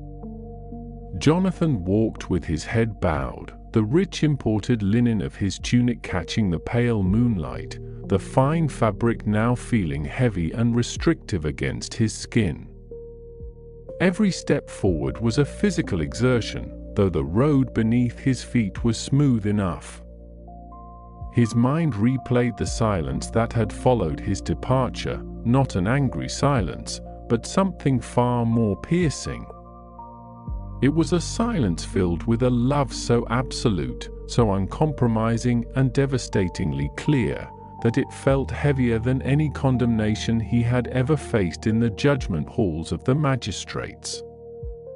A short distance back, beside the dying embers of a small hearth fire, Jesus remained seated upon a low ledge of chiseled limestone. The flickering flames cast long, dancing shadows against the rough stone walls of a nearby terrace, painting the scene in warm, amber hues that contrasted sharply with the cool blue of the night. John the Apostle stood quietly near the edge of the light, his dark eyes fixed on the receding figure of the young ruler until the darkness swallowed him whole. John did not move. He felt the profound emotional gravity of the moment settling over the camp like a dense, unmoving fog. He remembered the look in the Master's eyes as Jesus had watched the young man turn away. There had been no triumph in it, no satisfaction in having won an argument or exposed a fault. Instead, there was a deep, aching sorrow, a tenderness that bordered on grief, as though a beloved son had chosen to walk back into a burning house of his own accord. Slowly, Jesus turned his gaze away from the empty road and looked toward the flickering fire. The lines of exhaustion and sorrow on his face were softened by the amber light, yet an unshakable dignity radiated from his quiet posture. "How hard it is," Jesus said softly, his voice barely rising above the rustle of the wind through the olive grove, "for those who have wealth to enter the kingdom of God." The words hung in the cool night air, heavy with a sorrow that transcended the immediate moment. John stepped closer, his heart aching with the weight of the observation. He thought of Jonathan, of the young man's earnest, trembling voice when he had asked what good thing he must do to inherit eternal life. He remembered the immaculate posture, the sincere devotion of one who had kept the commandments from his youth, and the terrible, blinding illusion that righteousness could be measured, accumulated, and secured like silver in a vault. "Lord," John murmured, his voice tentative, broken by the sheer immensity of what had just transpired, "who then can be saved?" Jesus looked up, his gaze meeting John's with an intensity that seemed to pierce straight through the darkness of the night and touch the deepest currents of human frailty. "With man it is impossible," Jesus answered gently, his voice carrying the calm, steady assurance of eternity, "but not with God. For all things are possible with God." In that quiet exchange, the true nature of the tragedy out on the road became clear. Jonathan had sought a transaction. He had wanted to add one final, crowning achievement to his ledger of moral excellences, securing eternity as easily as he had secured his earthly estates and magistrate's seat. He had come looking for a badge of honor, and instead, he had been offered a mirror. And when the mirror showed him the idol he had guarded so fiercely, the quiet, suffocating security of his wealth, he had looked away. Out on the dark road, Jonathan stopped walking. He stood alone beneath the immense canopy of stars, far enough from the camp now that only the steady, low murmur of the Jordan River broke the stillness of the night. He raised a hand and pressed his fingers against his temples, where a dull, throbbing ache had settled behind his eyes. His breath came in slow, uneven intervals. For all his life, Jonathan had believed that safety lay in accumulation. He had inherited vast olive orchards, sprawling vineyards that climbed the terraced hillsides of Judea, and stone warehouses filled with grain and trade goods. Every ledger balanced, every tax paid, every ritual requirement meticulously fulfilled, these were the bricks and mortar of his inner fortress. They gave him the quiet confidence that he was master of his own destiny, approved by men and, he had hoped, approved by heaven. Yet, standing there in the cold moonlight, the fortress felt less like a sanctuary and more like a tomb. He looked down at his hands. In the pale light, the fine linen sleeves fell back from his wrists, revealing skin that had never known the calluses of grueling manual labor, never bled from the rough stone of the poverty he had so easily overlooked. Those hands were clean, perfectly manicured, and utterly empty of anything that mattered. The wealth that he had trusted to protect him had suddenly revealed itself as a weight, a heavy iron chain that anchored him to the dust of the earth just when he had thought he was soaring toward the heavens. "One thing you lack," the words echoed relentlessly inside his memory, spoken not with the harsh condemnation of a rival magistrate, but with the heartbroken plea of a physician naming a fatal disease to a patient who desperately wanted to leave. Jonathan closed his eyes, but the darkness behind his eyelids offered no relief.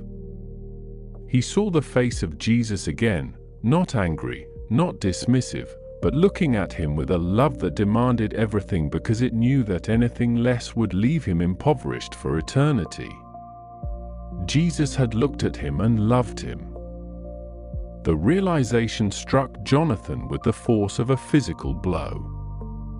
He had walked away from the only person who had ever truly seen him beneath the layers of his status, his fine clothes, and his religious perfectionism. A sudden gust of wind swept down through the ravine, carrying the damp, chill breath of the river valley. Jonathan shivered, drawing his heavy woolen cloak closer about his shoulders, though the cold he felt came from deep within his chest, where a vast, hollow emptiness had opened up. Back at the encampment, the fire had burned down to a bed of glowing red embers, casting a soft, rhythmic pulse of light against the surrounding stones. The other disciples had long since drifted off to sleep, their breathing steady and deep beneath the wool blankets spread across the ground. Only John remained awake, sitting cross-legged near the edge of the light, watching Jesus. The Master was staring into the dying fire, his hands resting quietly upon his knees. There was no bitterness in his silence, only the quiet, patient sorrow of a shepherd who had offered the gate to a sheep that stubbornly chose to remain in the thicket. "He wanted it, Master," John whispered into the space between them, his voice barely audible over the crackle of a settling coal. "He wanted eternal life. He ran to you. He knelt in the dust." Jesus turned his head, his eyes reflecting the deep red glow of the embers. "He desired the prize, John, but he loved the prison," Jesus replied, his voice a low, melodious murmur that seemed to draw the very shadows close to listen. He sought a crown of righteousness, yet he wore the heavy chains of his own possessions. Wealth promises safety, but it delivers only isolation. It whispers that you are secure, that you need no one, neither your neighbor, nor the beggar at your gate, nor even God. John absorbed the words, feeling their truth settle deep into his bones. He thought of his own nets left behind on the shores of Galilee, the smell of salt water and fish, and the immediate, terrifying, and liberating call to simply drop everything and walk into the unknown. How light his own hands had felt that day, even when their future was entirely unwritten. "Will he come back?" John asked, the question escaping his lips before he could stop it. Jesus smiled faintly, a look of profound, enduring mercy touching the corners of his mouth. Grace does not force the door, John. It waits outside in the dark, patient and unwavering, until the heart is ready to break its own illusions. He has gone away sorrowful tonight, but sorrow is often the plow that breaks the hardened soil. The seed has been planted in the furrow. We must leave him to the quiet work of the night. Far away on the winding road, Jonathan resumed his journey. The moon had begun its slow descent toward the western horizon, casting long, distorted shadows of the olive trees across the path. Every step he took felt heavier than the last.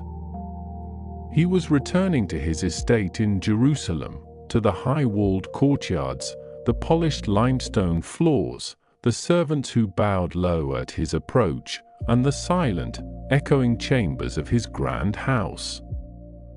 As he approached the outskirts of the city, the massive stone gates loomed dark and silent against the starry sky. The guards on duty recognized him immediately, stepping aside with respectful nods, murmuring greetings fit for a ruler of the people. Jonathan nodded in return, but his usual pride in his standing was entirely absent. The recognition tasted like ash in his mouth.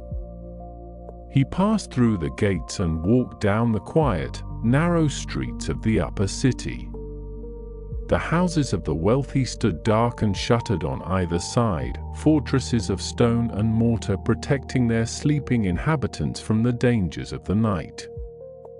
Inside these walls, men slept soundly, wrapped in the illusion that their wealth, their influence, and their moral rectitude could buy them immunity from the decay of time and the judgment of eternity.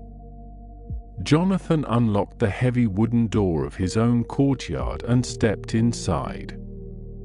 The courtyard was bathed in moonlight, the central fountain trickling softly, splashing water into a basin of carved stone. It was a scene of exquisite beauty and peace, carefully curated, expensive, and utterly serene. Yet, as Jonathan stood by the edge of the fountain, listening to the rhythmic splash of water, he felt entirely alone. He walked into the main hall. The room was dark, but the moonlight cutting through the high lattice windows illuminated the rich cedar beams of the ceiling, the imported Persian rugs on the floor, and the carved ivory chests where his treasures were stored. He lit a single small oil lamp, the flame sputtering to life and casting a weak, trembling circle of light across the floorboards. He walked over to one of the heavy cedar chests, knelt down, and lifted the lid. Inside lay rows of gold coins, polished silver vessels, and velvet pouches heavy with precious gems. He reached out a hand, his fingers trembling slightly, and let them sink into the cold, smooth metal of the coins. They yielded to his touch, shifting with a soft, metallic chime that echoed hollowly in the quiet room. This was what he had defended. This was the security he had chosen over the invitation of the Nazarene.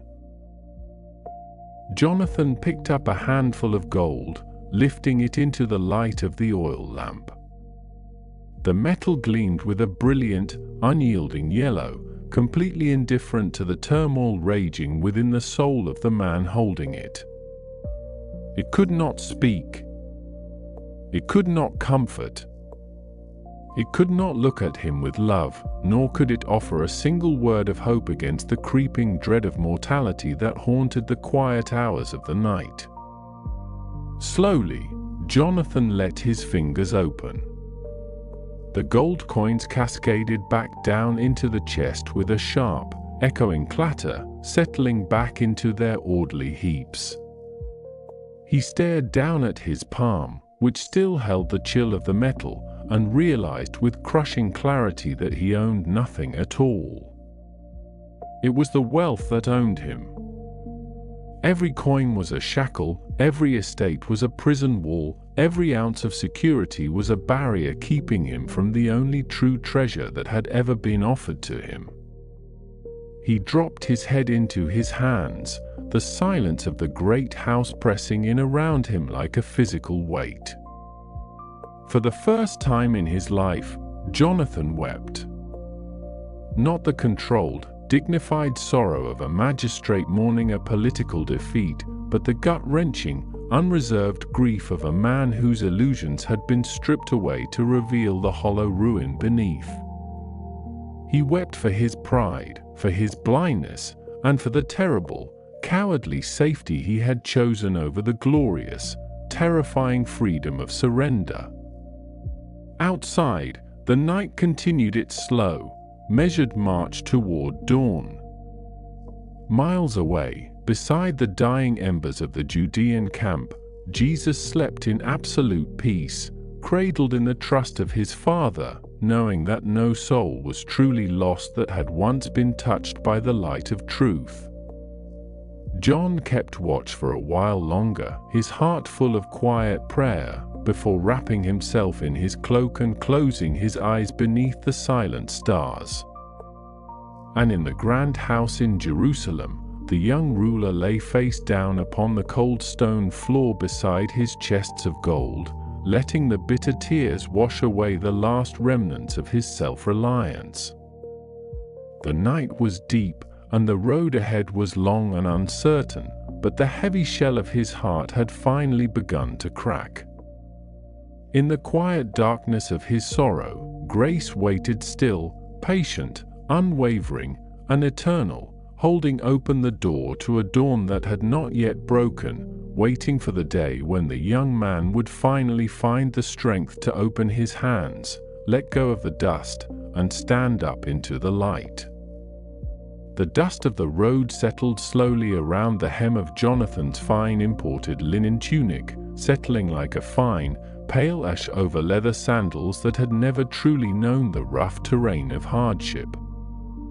A few paces away, beneath the sprawling canopy of an ancient olive tree whose gnarled branches stretched upward like arthritic hands toward the starlit sky, Jesus of Nazareth stood in absolute stillness. The amber flame of a nearby clay oil lamp, perched upon a low stone wall, flickered in the rising evening wind, casting long, dancing shadows that stretched and folded across the chiseled limestone of the Judean hillside. The silence between them was heavy, weighted not with anger or judgment, but with an immense, aching sorrow that seemed to emanate from the very air itself. Jesus looked at the young magistrate with eyes that held the depth of the sea and the warmth of a hearth fire, eyes that had pierced straight through the polished exterior of righteousness, through the fine threads of wealth, and deep into the quiet, trembling core of a frightened human heart. There was no condemnation in that gaze, only a profound, devastating affection that grieved for the chains the young man was choosing to keep. Simon Peter shifted his weight uneasily upon a flat boulder a few yards off, his rugged, salt-weathered hands rubbing the back of his neck as he stared down at the dirt between his feet. The burly fisherman's mind was still spinning from the sheer impossibility of what he had just witnessed. How could a man possessing such undeniable blessings, a man clearly favored by heaven with status, youth, and impeccable moral standing, simply walk away from the very kingdom of God because of a storehouse full of grain and chests of gold? Peter muttered something low under his breath, a mixture of bewilderment and protective frustration, his calloused fingers twitching toward the knot of his belt as if looking for a rope to pull or a net to haul. Beside him, John the Apostle stood motionless, his dark eyes wide and luminous in the starlight. The younger disciple did not look at the wealth, nor did he look at the dust swirling around the magistrate's ankles. Instead, John watched the face of his master, reading the quiet contours of compassion etched upon Jesus' features. He saw the way the master's shoulders slumped slightly, not in defeat, but in the tender heartbreak of a shepherd watching a beloved sheep turn back toward a thorn-filled thicket. John felt a lump rise in his own throat, absorbing the emotional gravity of the moment with a clarity that would stay with him for all his remaining days, whispering softly into the chambers of his memory about the true cost of human love and divine surrender. Jonathan could not meet their eyes. His chest rose and fell in shallow, ragged breaths that felt entirely too tight for a body accustomed to ease and control. He turned his face away from the gentle, searching light of the oil lamp, looking out toward the darkened valley where the Jordan River wound its silent, silver ribbon through the whispering reeds. The distant, low murmur of the water rose up to meet the night, a steady, ancient pulse that seemed entirely indifferent to the internal wreckage of a wealthy young ruler's soul. Every step he took away from that place felt like tearing a suture from a wound that had never truly healed. His mind raced back through the long years of striving, the endless hours spent memorizing every syllable of the law, the meticulous tithing of mint and coming down to the very last leaf, the careful preservation of a reputation that gleamed like polished brass in the markets of Jerusalem. He had done everything right. He had kept the commandments since the days of his youth, honoring his mother and father, guarding his tongue, refusing to defraud his neighbors, walking uprightly before God and men. And yet, beneath that towering monument of moral perfection, he had built a fortress of possessions, hedging his bets against a world he secretly did not trust God enough to control. Now, the fortress felt less like a sanctuary and more like a tomb. The cool night wind swept down from the hills of Perea, carrying with it the sharp, earthy scent of crushed olive leaves and dry dust. It chilled the sweat on the back of Jonathan's neck, but he barely felt it. His mind replayed the simple, devastating command over and over again, echoing in the chambers of his memory with the persistence of a falling drop of water. Go, sell what you possess, and give to the poor, and you will have treasure in heaven, and come, follow me. To sell. To empty. To strip away the silk and the purple, the stone courtyards and the granaries, the armed guards and the flattering whispers of merchants in the gate. To stand naked and empty-handed in the dirt, dependent upon nothing more than the word of a wandering Galilean carpenter who had nowhere to lay his head. The mere thought of it sent a violent shiver through Jonathan's frame, a primal terror that clawed at his throat. Who would he be without his wealth? What remained of Jonathan ben Manasseh if the title, the estates, and the gold were stripped away?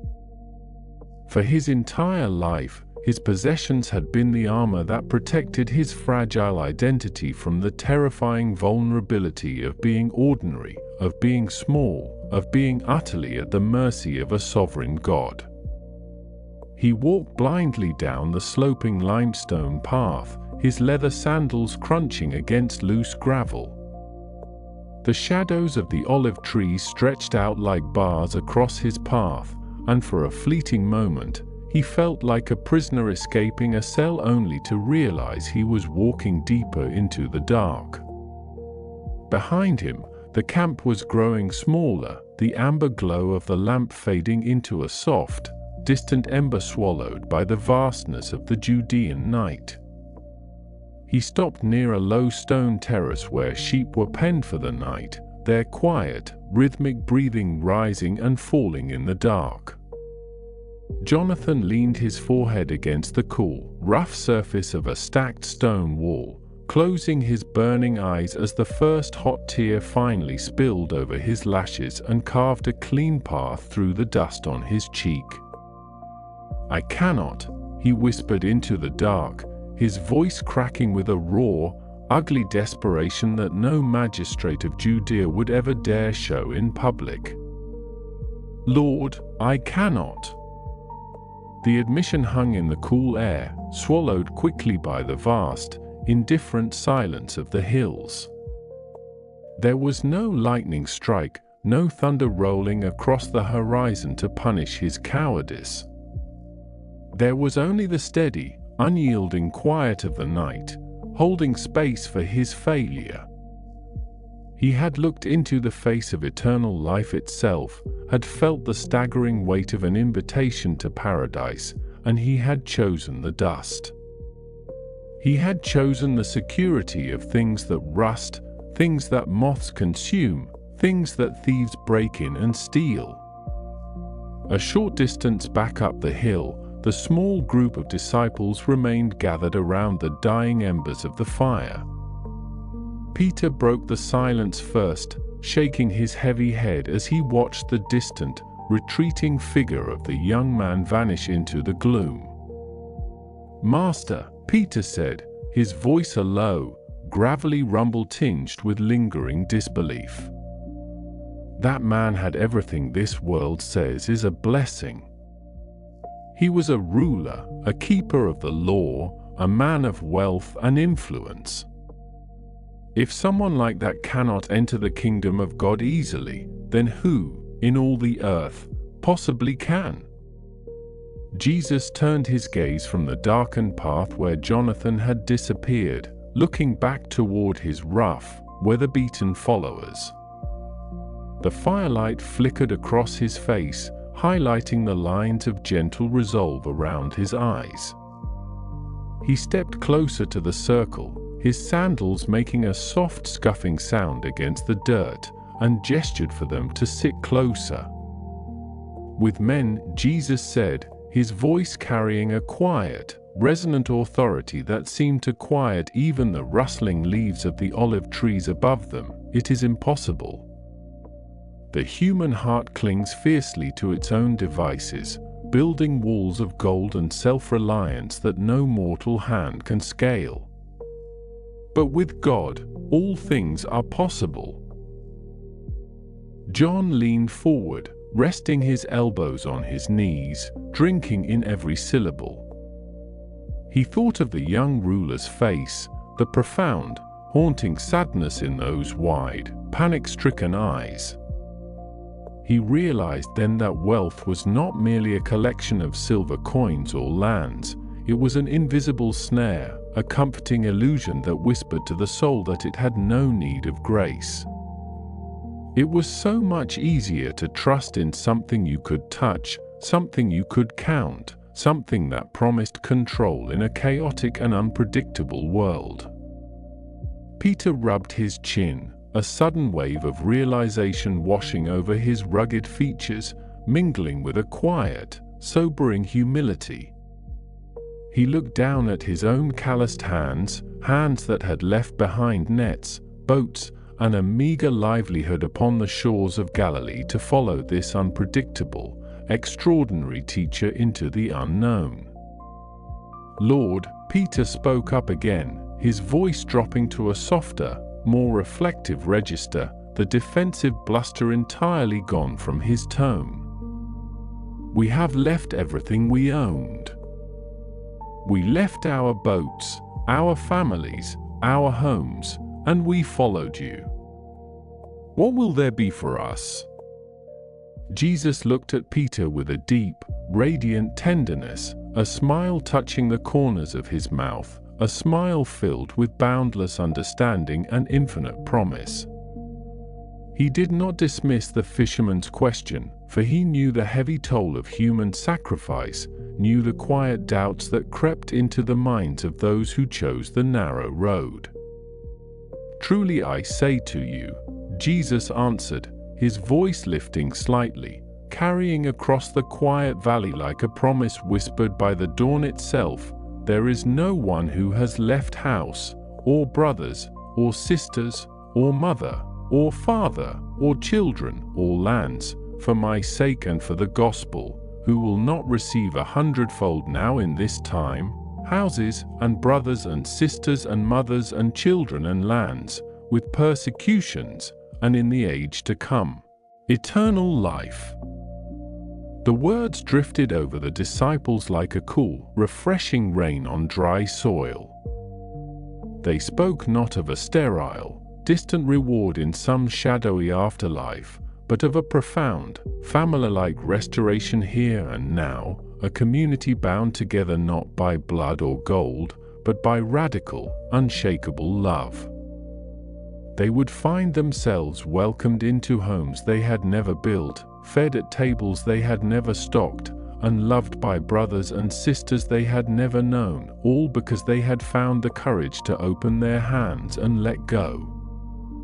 Yet, as the conversation wound down and the disciples began to settle in for the night beneath the open sky, wrapped in their rough woolen cloaks against the chill of the Judean air, John's thoughts drifted back down the hill toward the dark, winding road.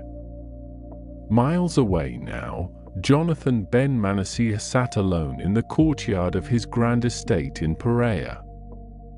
The towering stone walls kept the outside world at bay, standing tall and silent against the velvet expanse of the night sky. The torches in their iron brackets cast a steady, unblinking glare across the paved stone of the courtyard, illuminating the imported statues, the manicured boxwood hedges, and the heavy oak doors of his dwelling.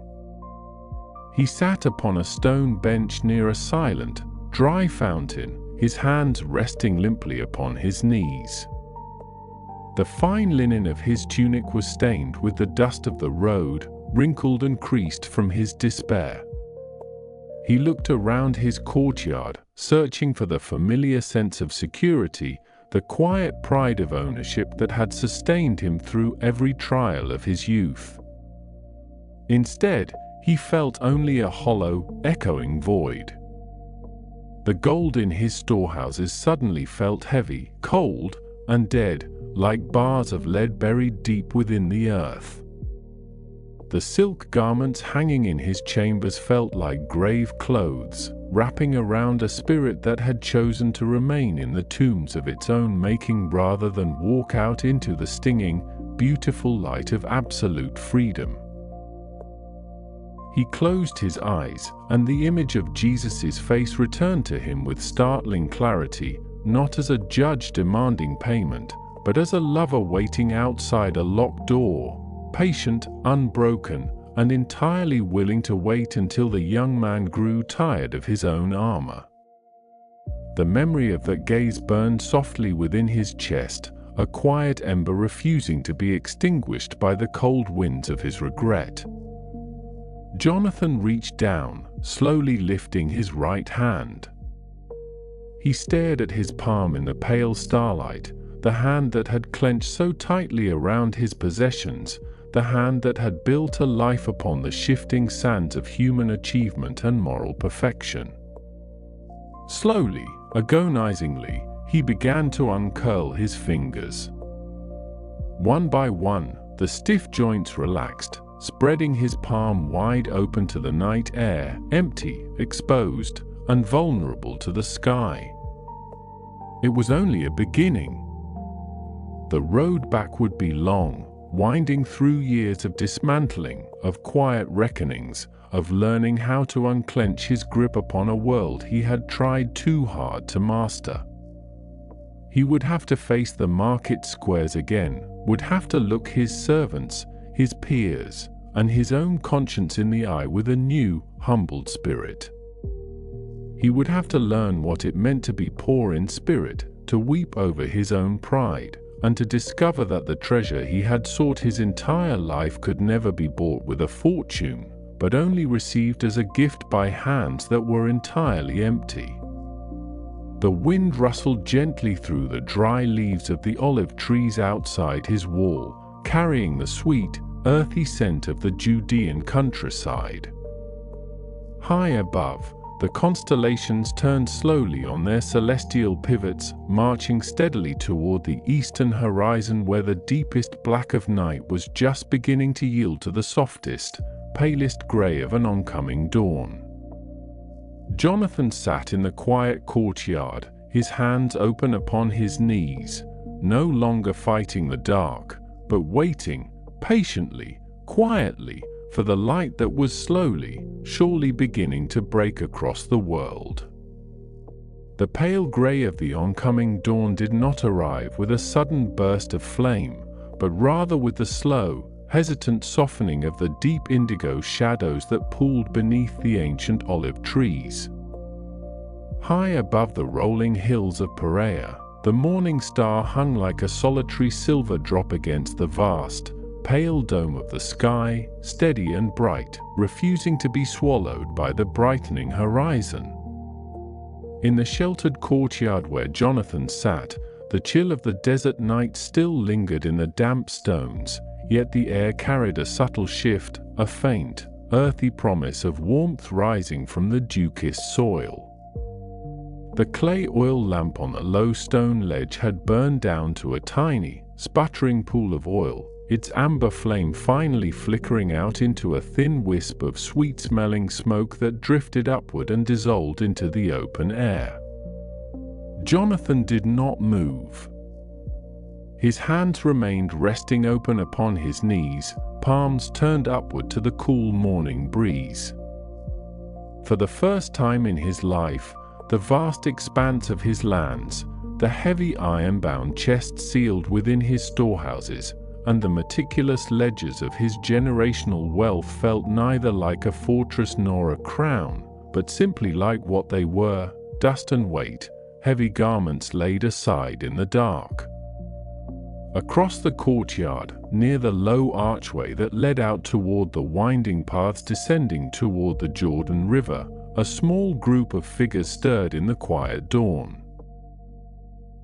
Jesus of Nazareth stood by the rough-hewn stone wall, his woolen cloak draped loosely over his shoulders, his gaze directed not toward the departing shadows, but out across the awakening valley where the river wound like a ribbon of hammered silver through the mist. There was no triumph in his posture, no satisfaction in having watched a soul wrestle through the crucible of its own deepest attachments. There was only a profound, fathomless tenderness, the kind of quiet grief a shepherd feels when a beloved lamb turns back toward the thicket, unable yet to leap the fence into freedom. Simon Peter rubbed his bearded jaw, his rugged face etched with the lingering fatigue of a sleepless night of travel and deep, unsettled thought. The burly fisherman shifted his weight from one foot to the other, his calloused hands instinctively gripping his belt as he watched Jonathan through the dim morning light. Peter's mind, usually so quick to bridge the gap between confusion and certainty, was still wrestling with the stark reality of what had transpired under the moonlight hours before. "Master," Peter murmured softly, stepping closer to Jesus so that his voice would not disturb the hushed stillness of the awakening morning.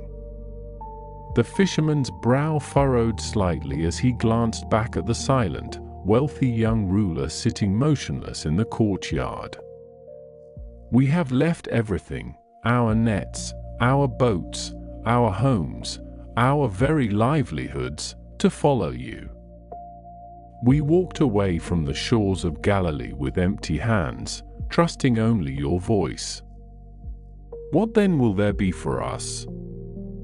Jesus turned his head slowly, his eyes meeting Peter's with a luminous, unhurried warmth that instantly quieted the restless urgency in the fisherman's heart. The morning light caught the edges of Jesus' beard and illuminated the gentle lines around his eyes, lines carved by compassion and the relentless weight of bearing the sorrows of those around him. "There is no one," Jesus said, his voice carrying a resonant, melodic calm that seemed to blend seamlessly with the soft rustle of the dry olive leaves high above in the branches, "who has left house, or brothers, or sisters, or mother, or father, or children, or lands, for my sake and for the gospel, who will not receive 100-fold now in this time, houses, and brothers, and sisters, and mothers, and children, and lands, with persecutions, and in the age to come, eternal life. John the Apostle, standing quietly a pace behind Peter, absorbed every syllable with the deep, quiet intensity that marked his nature. His youthful face was remarkably serene, touched by the golden light that was now spilling in long, low rays across the limestone paving stones. John remembered the exact moment Jesus had looked upon the young ruler, the profound, unmitigated love that had shone in the Master's eyes, a love that did not demand performance, but demanded truth. John understood now that the demand to surrender everything was not a deprivation, but an introduction to an entirely different order of reality. The wealth Jonathan guarded so jealously was finite, bound by rust, moth, and the passing seasons, but the treasure Jesus offered was infinite, anchored in the eternal unchanging heart of God. The morning breeze picked up slightly, carrying the crisp scent of wild sage and damp earth from the riverbanks below. In the center of the courtyard, Jonathan finally drew a deep, shuddering breath, the first truly unconstrained breath he felt he had taken in years. The tightness in his chest had dissolved, replaced by a strange, spacious quiet. He did not yet know what the coming days would require of him, nor how he would untangle his life from the massive web of estates, obligations, and expectations that defined his noble standing in Judea. But the terror of the loss was gone. He saw now that holding tightly to what he owned was the very thing that kept him in chains, and that true freedom lay not in the security of his storehouses, but in the terrifying, beautiful grace of an open hand. Jesus turned his gaze back toward the horizon, where the sun was beginning to crest the distant hills of Moab, flooding the Judean wilderness with a brilliant, golden wash of light. The long shadows stretched and faded, swallowed entirely by the radiant new day. "Come," Jesus said softly, speaking not just to the disciples gathered around him, but to the quiet spaces of the world itself. With a steady, unhurried step, the Master led the way down the stone steps and onto the dusty path that wound eastward toward the river. The disciples followed close behind, their sandals crunching lightly on the gravel, their hearts settling into a deep, abiding peace that needed no words to sustain it. Jonathan remained seated in the quiet courtyard for a long moment after they departed, watching the sunlight chase the last remnants of the night from the corners of the stone walls. Then, slowly, with a steady and deliberate grace, he stood up. He looked out across his vast lands one final time, not with the grasping anxiety of an owner, but with the clear, unburdened eyes of a traveler ready to begin a journey. The wind died down completely. The olive groves stood still and silent in the morning sun, their silver-green leaves resting in the warm, golden light. The distant murmur of the Jordan River hummed like a quiet lullaby through the awakening valley, holding all of creation in a profound, unbroken peace. The night was fully gone, and the world lay open, quiet and at rest, beneath the boundless grace of the morning. The morning sun climbed higher into the pale azure dome of the Judean sky, casting long, sharp shadows across the terraced hillsides where gnarled olive trees clung tenaciously to the chalky soil. Down along the winding dirt tracks that meandered toward the Jordan Valley, the dust raised by passing flocks of sheep and herds of goats hung suspended in the still, warming air. Jonathan ben Manasseh walked alone now, his fine linen tunic catching the gentle breath of a morning breeze that swept down from the crest of the eastern ridges. He had left his ancestral estate behind, that sprawling compound of whitewashed stone, heavy cedar gates, and meticulously tended orchards that had defined every waking hour of his youth, and had stepped out onto the open road with only the sandals on his feet and the simple wool cloak draped over his shoulders. The weight of his absence would not hit the household servants until much later, when the midday meal was prepared and the courtyard remained empty of his commanding presence. For now, there was only the vast, unfolding quietude of the countryside and the steady crunch of gravel beneath his soles.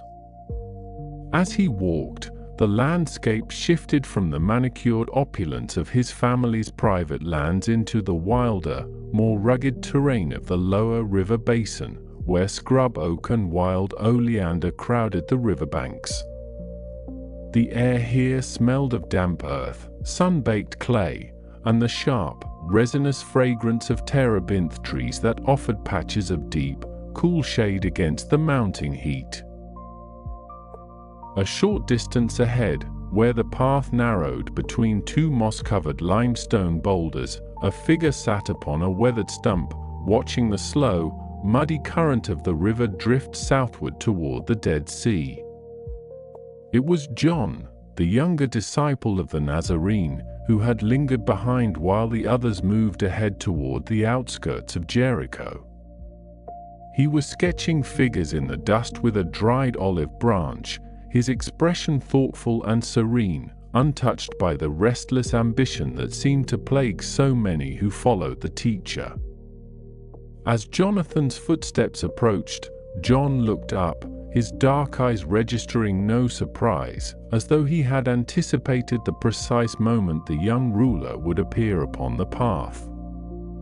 He did not rise, but simply shifted slightly to make room on a flat-topped stone beside him, gesturing with a quiet, welcoming motion of his hand. "The road is long to the city, traveler," John said, his voice carrying the melodious cadence of the northern province from which he came. "And the sun grows fierce before the noon hour claims the valley." Jonathan hesitated for a fraction of a heartbeat, unaccustomed to such unvarnished ease from a stranger, let alone one of the companions of the man who had challenged everything he thought he knew about righteousness. Slowly, he lowered himself onto the stone, feeling the cool, solid weight of the earth beneath the weathered rock. He looked out over the shimmering expanse of the river, where a lone kingfisher darted like a flash of sapphire light above the reeds. "My name is Jonathan," he said quietly, the words feeling strange without the customary titles or deference that usually preceded his introductions. "I know," John replied softly, turning his gaze back to the swirling water. "The Master spoke of you as we broke our fast in the twilight.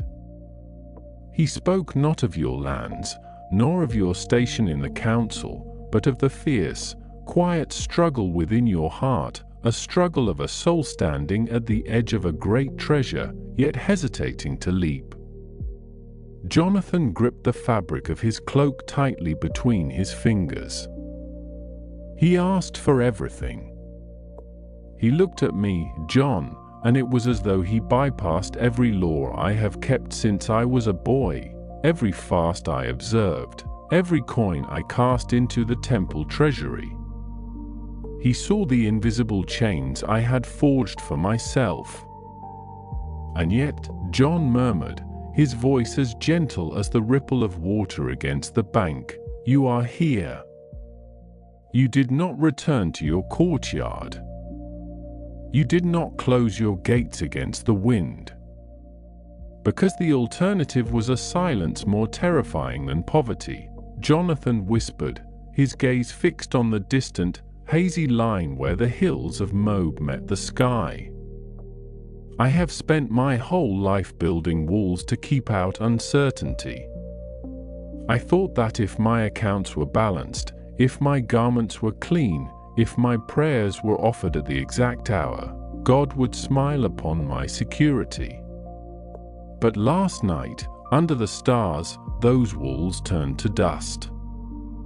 I realized I was a prisoner in a palace of my own perfection. John nodded slowly, drawing another line in the dust with his olive branch. The law is a schoolmaster, Jonathan, but it cannot give life. It can only measure the distance between where we are and where love demands we stand. The master does not ask us to surrender our wealth because he hates the good things of the earth, for the earth is the Lord's, and every olive on the trees belongs to him. He asks for your surrender because he knows that whatever you cling to with a clenched fist will eventually become the cage that breaks your spirit. A hawk soared lazily on a thermal current high above the valley, cutting a sharp silhouette against the blazing white of the noon sky. The ambient sounds of the wilderness, the distant hum of cicadas in the dry grass, the soft rustle of leaves, the murmur of the river, seemed to wrap around the two men, creating a sanctuary of stillness amidst the vast, ancient landscape of Judea. Further up the trail, hidden behind a screen of weeping willows that lined a bend in the river, Simon Peter sat upon a camp stool, vigorously patching a tear canvas bag with a bone needle and heavy wax thread. Sweat beaded on the fisherman's weather-beaten brow, and his thick, calloused hands moved with practiced efficiency, pulling the thread tight with a sharp tug. Nearby, a small charcoal fire smoldered beneath a bronze kettle, sending a thin wisp of aromatic smoke curling into the upper branches of the trees. Jesus stood a few paces away, watching the muddy waters swirl past a cluster of driftwood. His tunic was dusty from the long march, and his sandals bore the thick, white chalk of the limestone paths, yet there was an unhurried grace in his posture that seemed to slow the very passage of time around him. "He is coming, isn't he?" Peter asked without looking up from his sewing, his voice rumbling like distant thunder through his chest. "He walks upon the path even now," Jesus replied, his voice calm and resonant, carrying a note of deep, abiding affection. Peter grunted, piercing the heavy canvas once more with the bone needle. "It is a hard thing, Master, for a rich man to enter the kingdom of God." We saw it in his eyes last night, the terror of letting go. We have left our nets, our boats, our very livelihoods behind on the shores of Galilee, yet even for us, there are days when the old life calls back like a phantom tide. Jesus turned, walking slowly toward the fisherman and placing a steady, reassuring hand upon his broad shoulder. "To leave a net is simple, Simon. To leave the righteousness of one's own achievements, that is the true labor. Men will gladly surrender their sins before they surrender their virtues, for their virtues are the fortress of their pride." Peter looked up, shading his eyes against the glare of the sun reflected off the water. Will he find the strength to do it? The world is loud, and the voices of the Pharisees echo through every market square in Jerusalem, telling men that God is measured by what they possess and how loudly they pray. "The grace of the Father is louder still," Jesus said softly, his gaze drifting toward the gap in the trees where the path wound upward toward the higher ground. "It speaks in the silence of the night, and in the quiet courage of a heart willing to trade a temporary shadow for an eternal dawn." As the afternoon shadows began to lengthen, stretching long and indigo across the dusty floor of the valley, Jonathan and John emerged from the shelter of the riverbank path, stepping into the clearing where the small band of travelers rested. The tension that had gripped Jonathan's soul during the long hours of the morning had transformed into a quiet, resolute calm. He did not look back toward the hills where his estate lay hidden behind the folds of the rolling terrain. Instead, he looked forward, toward the sun-drenched road that climbed steadily toward the ancient city of peace, ready to discover what lay beyond the boundaries of everything he had ever known. The air of the late afternoon grew cooler as the company of travelers began their ascent from the damp river basin toward the higher, stone-terraced hills of Judea. Dust rose in soft, pale plumes around the leather sandals of the disciples, settling lightly upon the coarse wool of their garments like a fine gray frost. John, walking with a steady and unhurried grace, glanced sideways toward Jonathan, noting the subtle shift in the young ruler's posture. The rigid, defensive tension that had initially marked Jonathan's movements, the unconscious bracing of a man accustomed to commanding every circumstance, had dissolved into something softer, something receptive to the vast, quiet majesty of the descending evening. To their left, an ancient olive grove clung tenaciously to the terraced limestone slopes, the gnarled trunks twisted by decades of sun and wind into sculptural shapes that caught the amber slant of the declining sunlight. The leaves, silver green on their upper surfaces and downy white beneath, shimmered like scattered coins whenever a gentle evening breeze swept down from the crest of the ridge. Simon Peter, walking a few paces ahead with his broad shoulders squared against the burden of the day's long march, paused to wipe his brow with the back of a weather-beaten hand, muttering softly to Andrew about the sharpness of the mountain air once the sun dipped below the jagged horizon. Jesus walked quietly at the center of the group, his pace measured and unburdened, interacting with the children and the slower travelers with a serene attentiveness that seemed to draw the very fatigue out of the surrounding air. He did not speak of the great city awaiting them, nor did he press Jonathan for an immediate accounting of his thoughts. Instead, he allowed the profound silence of the Judean wilderness to perform its necessary work upon the young man's spirit. Every stone, every shadowed ravine, and every distant silhouette of a shepherd tending his flock against the darkening blue of the eastern sky spoke of an ancient, patient rhythm that contrasted sharply with the frantic accumulation of wealth that had dominated Jonathan's life in Jericho. As they reached a wider plateau where a ruined watchtower stood like a silent sentinel against the fading light, the company paused to make camp for the evening. The disciples moved with practiced efficiency, gathering dry brush from the base of the dwarf oaks and stacking it carefully into a central hearth while the pale crescent of the moon began to detach itself from the bruised purple of the twilight sky. Jonathan found himself standing near the edge of the stone terrace, looking out over the immense expanse of the Jordan Valley far below, where the river wound its serpentine course through thickets of tamarisk and oleander, glistening like a ribbon of hammered silver under the gathering stars. Eunice, who had traveled modestly with the group's domestic helpers, approached quietly, bringing a small clay vessel of cool water and a coarse linen cloth for his travel-stained hands. Her eyes, usually watchful and burdened with the domestic anxieties of the vast Manasseh household, held a new, unaccustomed tranquility.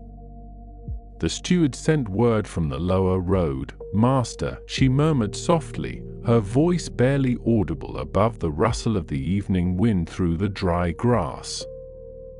He asked whether we should return to the villa before the Sabbath restrictions take full effect.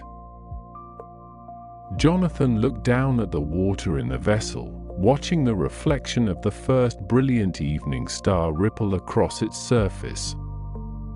For the first time in his life, the vast network of estates, granaries, and olive presses in Jericho felt remarkably distant, not merely in physical miles, but in a profound, spiritual dimension. The golden chains of his possessions, forged through generations of careful stewardship and legal diligence, no longer felt like a crown of security, but like a heavy, unnecessary armor that had kept him from feeling the warmth of the wind and the genuine touch of grace. "Tell him," Jonathan replied, his voice steady and clear in the gathering dusk, "that the master of the house is otherwise engaged upon a different road. Tell him to distribute the surplus grain in the lower storehouses to the tenant families, and to ensure that the widows of the southern terrace are provided for through the winter months." Eunice inclined her head, a quiet understanding passing between them, before she turned and melted back into the shadows where the other servants were preparing the evening meal. John joined Jonathan at the stone parapet, leaning his forearms upon the cool weathered rock. The apostle smelled faintly of wood smoke and wild mint, and his presence carried an easy, unpretentious warmth that immediately put Jonathan at ease. The night air in these hills carries a different weight than the air down by the river, John observed, his gaze fixed upon the darkening horizon where the lights of scattered hill villages were beginning to twinkle like fallen stars. Down in the valley, the heat clings to you, trapping the dust and the noise of the caravans. Up here, the world opens its lungs. You can breathe all the way down to your boots. I have spent my whole life building walls to keep the mountain winds out, Jonathan confessed, his voice dropping to a low, reflective murmur. Every stone of our estates was laid to create shelter, to ensure that tomorrow would never find my house wanting. I thought that if I obeyed every commandment, if I kept my hands clean and my accounts balanced, I would earn a fortress that nothing could breach. John nodded slowly, his eyes reflecting the warm orange glow of the newly kindled campfire behind them. A fortress is a lonely place to live, Jonathan. When you build walls high enough to keep out every possible poverty, you also build them high enough to keep out the morning light.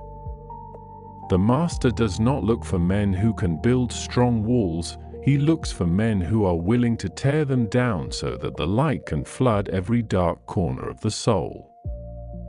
Across the clearing, Jesus had seated himself upon a smooth block of fallen limestone, and a small circle of travelers had gathered around him, listening as he spoke in low, measured tones about the lilies of the field and the quiet providence that feeds the sparrows before they even learn to cry out for grain. His voice carried across the quiet clearing, musical and resonant, blending with the steady crackle of the dry oak branches in the hearth. Jonathan listened, feeling the last remnants of his lifelong anxiety, the relentless, driving compulsion to justify his existence through moral achievement and material success, melt away like morning mist under the rising sun. The one thing lacking was not another rule to follow, nor another coin to give away. It was the simple, terrifying, and ultimately liberating courage to let go of his own grip and fall entirely into the mercy of the one who walked the dusty roads without a place to lay his head. As the night deepened and the canopy of stars spread out in magnificent, icy brilliance above the Judean hills, Jonathan wrapped his woolen cloak tightly about his shoulders and stepped closer to the fire, no longer a ruler burdened by his wealth, but a traveler resting upon the threshold of an infinite dawn. The dying embers of the hearth cast a warm, undulating glow against the ancient stone walls of the courtyard, painting long and dancing shadows that stretched toward the sleeping olive trees. Silence settled over the encampment, broken only by the occasional rustle of a restless tethered mule or the soft, rhythmic breathing of the disciples wrapped in their heavy wool mantles nearby. Simon Peter stirred once in his sleep, his weather-beaten hand twitching against the packed earth as if still grasping the nets of Galilee, before settling back into profound stillness. Jonathan remained awake, sitting cross-legged upon a low wooden bench near the perimeter wall where the cool night air drifted down from the Judean ridge. The transition from the blinding clarity of his encounter with the Master to this quiet, contemplative hour felt less like the passing of a day and more like the crossing of an invisible frontier. His fingers traced the coarse hem of his inner tunic, a garment of fine linen that, just hours before, would have symbolized his status, his security, and his meticulous adherence to the purity laws of the Pharisees. Now, the fabric felt merely like cloth, devoid of the strange, heavy enchantment he had spent his entire life attributing to it. Across the courtyard, near the entrance of the low-ceilinged stone dwelling, John sat quietly upon an overturned olive crate, whittling a small peg of seasoned sycamore wood with a curved bronze blade. The younger disciple's movements were unhurried, almost meditative, as thin curls of fragrant wood fell like paper ribbons onto the dirt between his sandals. He looked up, his dark eyes reflecting the dying embers, and offered Jonathan a slow, reassuring nod that required no words to bridge the distance between their vastly different worlds. "The night air carries the scent of dust and distant rain from the great sea," John said softly, his voice a low murmur that seemed designed not to disturb the profound quiet, but to harmonize with it. "It is the kind of wind that reminds a man how small his carefully built walls truly are." Jonathan shifted his weight, feeling the cool draft against his neck. "My father spent 40 years fortifying those walls," he replied, his voice equally hushed. "Every stone of our estates in Perea was laid with the conviction that safety could be measured by the thickness of the mortar and the strictness of the ledger. We believed that if we secured the outer perimeter against the chaos of the world, the peace within would naturally follow." "And did it?" John asked gently, pausing his knife against the grain of the wood. "Never," Jonathan confessed, a quiet wonder touching the edges of his words. "The tighter we held the keys, the heavier the doors became. Until tonight, I thought the weight was simply the price of righteousness, the burden every faithful son of Abraham must bear to prove his devotion to the law." John set the piece of wood aside, brushing the fine shavings from his palms. He stood up with the supple grace of a fisherman and walked over, leaning his shoulder against the rough stone pillar beside Jonathan. "The Master does not look at the walls we build to keep the world out," John murmured, gazing upward toward the immense, star-drenched vault of the Judean sky. "He looks at the door of the heart, and whether it opens inward toward our own treasures, or outward toward the suffering of our brothers." They sat together in comfortable silence as the constellation slowly wheeled across the heavens, marking the ancient, silent passage of time over a land soaked in history and longing. Far off in the valley below, the Jordan River wound its dark, serpentine course through thickets of tamarisk and oleander, its waters whispering against muddy banks that had known the sandaled feet of prophets and kings centuries before. By the time the first pale streak of silver bled into the eastern horizon, dissolving the deep indigo of the night into a soft, pearlescent gray, the camp began to stir. The familiar sounds of morning rose like a gentle mist, the scraping of iron pots, the low murmur of voices exchanging dawn blessings, and the sharp, clean scent of burning olive wood drifting from neighboring homesteads where early risers were already kindling their hearths. Jesus emerged from the modest doorway of the dwelling, his tunic unadorned and covered in the fine, pale dust of the Jericho road. He looked refreshed, his eyes bright with the quiet, inexhaustible vigor of one who drew his sustenance from unseen wells. He caught sight of Jonathan sitting by the wall and paused, a gentle, welcoming smile touching his lips, a smile that held neither judgment for the past nor demands for the future, but simply an invitation to walk further into the morning. "The road to Jerusalem is steep today, Jonathan," Jesus said, his voice carrying clearly across the quiet courtyard as the disciples gathered their belongings and shouldered their traveling packs. The ascent from the river valley winds through the dry gorges where the shadows linger longest before the sun clears the ridge. "I am ready, Lord," Jonathan answered, rising to his feet with a strange, unaccustomed lightness in his limbs, as though the heavy garments of his former life had been stripped away by the mountain wind. He did not look back toward the grand manor house hidden behind the distant hills, nor did he count the cost of the path that lay ahead. Together, the small band of travelers turned their faces toward the Judean hills, stepping out onto the ancient dirt track just as the first golden rays of the sun crested the horizon, bathing the rugged landscape in a brilliant, unending light. The dust of the Jordan Valley settled slowly behind their footsteps as the morning sun climbed higher into the pale, cloudless expanse of the Judean sky, casting sharp, indigo shadows against the limestone cliffs that bordered the winding road. Jonathan walked quietly among the fishermen and ordinary laborers who comprised the inner circle of the Nazarene, feeling the unfamiliar coarse texture of his own tunic brushing against skin that had known only the softest linens of Alexandria and the finest wools of Damascus.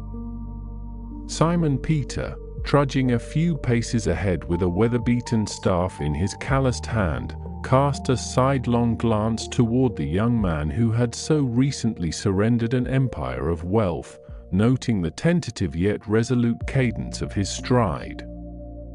"The road to Jerusalem steepens from here," Peter said, his voice rumbling like distant thunder over rolling hills, though his tone was surprisingly gentle, softened by the shared dust of the journey and the quiet camaraderie of the morning.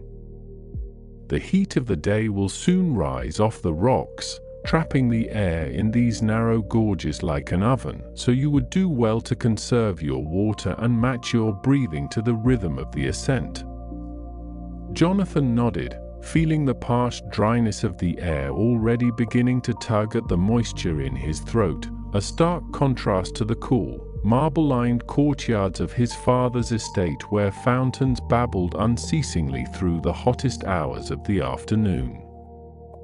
Yet, beneath the growing physical discomfort of the trek, there remained that strange, buoyant quietude within his chest, a cessation of the relentless internal calculus that had driven him to tally his fasts, his tithes, and his moral observances with the meticulous precision of a master merchant. For the first time in his 20 and some years, the ledger of his soul was closed, not because the debts had been paid by his own hand, but because another had gently taken the pen and set it aside. Ahead of them, Jesus walked at a steady, unhurried pace, pausing occasionally to point out the quiet wonders of the landscape, a solitary hawk circling lazily on a thermal current above the jagged crest of a ridge, or the resilient green shoots of wild caper bushes pushing upward through the dry, cracked earth of the ravine. John, the younger apostle whose contemplative eyes missed little of the world around him, dropped back to walk beside Jonathan as the path narrowed between two towering walls of pale stone. "My father's house is vast," Jonathan spoke softly, almost to himself, as the sheer magnitude of what he had left behind flickered briefly across his mind's eye like the fading embers of a hearth. "There are rooms filled with carved cedar from Lebanon, and storehouses where the grain never quite empties, and yet, walking here between these barren rocks, I feel for the first time as though I am truly breathing." John smiled, his gaze fixed on the distant horizon where the faint, hazy outline of the Judean highlands blurred into the brilliant blue of the firmament. "Wealth builds high walls to keep the world out," John observed quietly, his steps falling in perfect rhythm with Jonathan's, but in doing so, it often traps the soul within a very small, very lonely enclosure. The Master does not ask us to surrender our possessions out of cruelty, nor because the material earth is inherently evil, but because you cannot grasp eternal things with hands that are already tightly clenched around temporal security. They walked in silence for a long stretch, the only sounds being the crunch of loose shale beneath their sandals, the distant bleating of unseen sheep grazing on sparse hillside scrub, and the low, resonant murmur of the Master's voice speaking quietly with Andrew and Philip a short distance ahead. The historical weight of the region pressed in upon them from every side. This was the ancient highway trodden by patriarchs, prophets, and kings, a land saturated with the memory of covenants broken and renewed, of divine promises whispered in the stillness of the night. As the sun reached its zenith, casting a fierce, blinding glare across the white limestone terrain, Jesus signaled for the company to halt beneath the sprawling, gnarled branches of an ancient terebinth tree that offered a generous circle of deep, cooling shade. The travelers sank gratefully onto the dry earth, unlacing their leather sandals and sharing small portions of dried figs, coarse barley bread, and water from skin flasks that had grown tepid under the relentless sun. Jonathan leaned his head back against the rough, furrowed bark of the terebinth tree, closing his eyes as the gentle breeze rustled the dusty green leaves above, creating a soft, whispering susurration that seemed to wash away the fatigue of the miles. He thought of his father, Manasseh the elder, sitting at this very hour in the shaded portico of the Jerusalem manor, surrounded by scribes and legal advisers, poring over land grants and ledger scrolls with furrowed brow and an anxious heart. He wondered if his sudden departure had caused a scandal that echoed through the high-walled villas of the upper city, or if the servants were simply whispering in hushed tones about the young master who had traded his inheritance for an itinerant rabbi and a dusty road. A shadow fell softly across his face, and opening his eyes, Jonathan saw Jesus standing before him, holding out a small wooden cup filled with fresh water drawn from a spring they had passed just before the climb. "Drink, Jonathan," Jesus said, his dark eyes shining with a profound, unearthly warmth that seemed to pierce straight through the weariness of the flesh to the quiet center of the spirit. The journey before us requires a clear mind and a steady heart, and the wellsprings we seek are not found in carved cisterns of stone. Jonathan took the cup, his fingers brushing against the master's warm hand, and drank deeply, the cool water reviving his senses and sweeping away the last lingering remnants of doubt. He looked around the circle at the faces of his new companions, rough, honest men whose lives had been utterly transformed by an invitation whispered beside the blue waters of Galilee. There was no pretense here, no elaborate theater of piety or calculated pursuit of status, only a shared pilgrimage toward a kingdom that transcended the crumbling empires of Rome and the fading glory of earthly dynasties. "Lord," Jonathan began, his voice steady and clear as he handed the empty cup back to the Nazarene, "wherever this path leads, through the dry gorges or up the steep mountain passes, I will not look back." Jesus smiled, a quiet, luminous expression that seemed to reflect the brilliance of the noon sun without its searing heat, and placed a firm, reassuring hand upon the young man's shoulder. "Then let us walk, Jonathan, for the day is young, and the harvest is waiting at the end of the road." The dusty limestone path wound its way through ancient, gnarled olive groves whose silver leaves shimmered under the descending amber light of the late afternoon sun. Jonathan walked beside Simon Peter, listening to the fishermen's rugged laughter and tales of midnight nets hauled heavy with shimmering tilapia from the Galilean depths, a simple world far removed from marble courtyards. In the distance, the terraced hillsides of Perea faded into soft violet shadows, echoing the quiet rhythm of sandals crunching against ancient earth and the distant bleating of returning sheep. Every step forward felt like shedding an invisible weight, leaving behind the suffocating expectations of the Jerusalem Council. The story settles now, like dust after a long journey. Thank you for listening. If you find peace here, we would love to have you back. Tap subscribe so the next story finds you. Until then, sleep deeply and wake rested.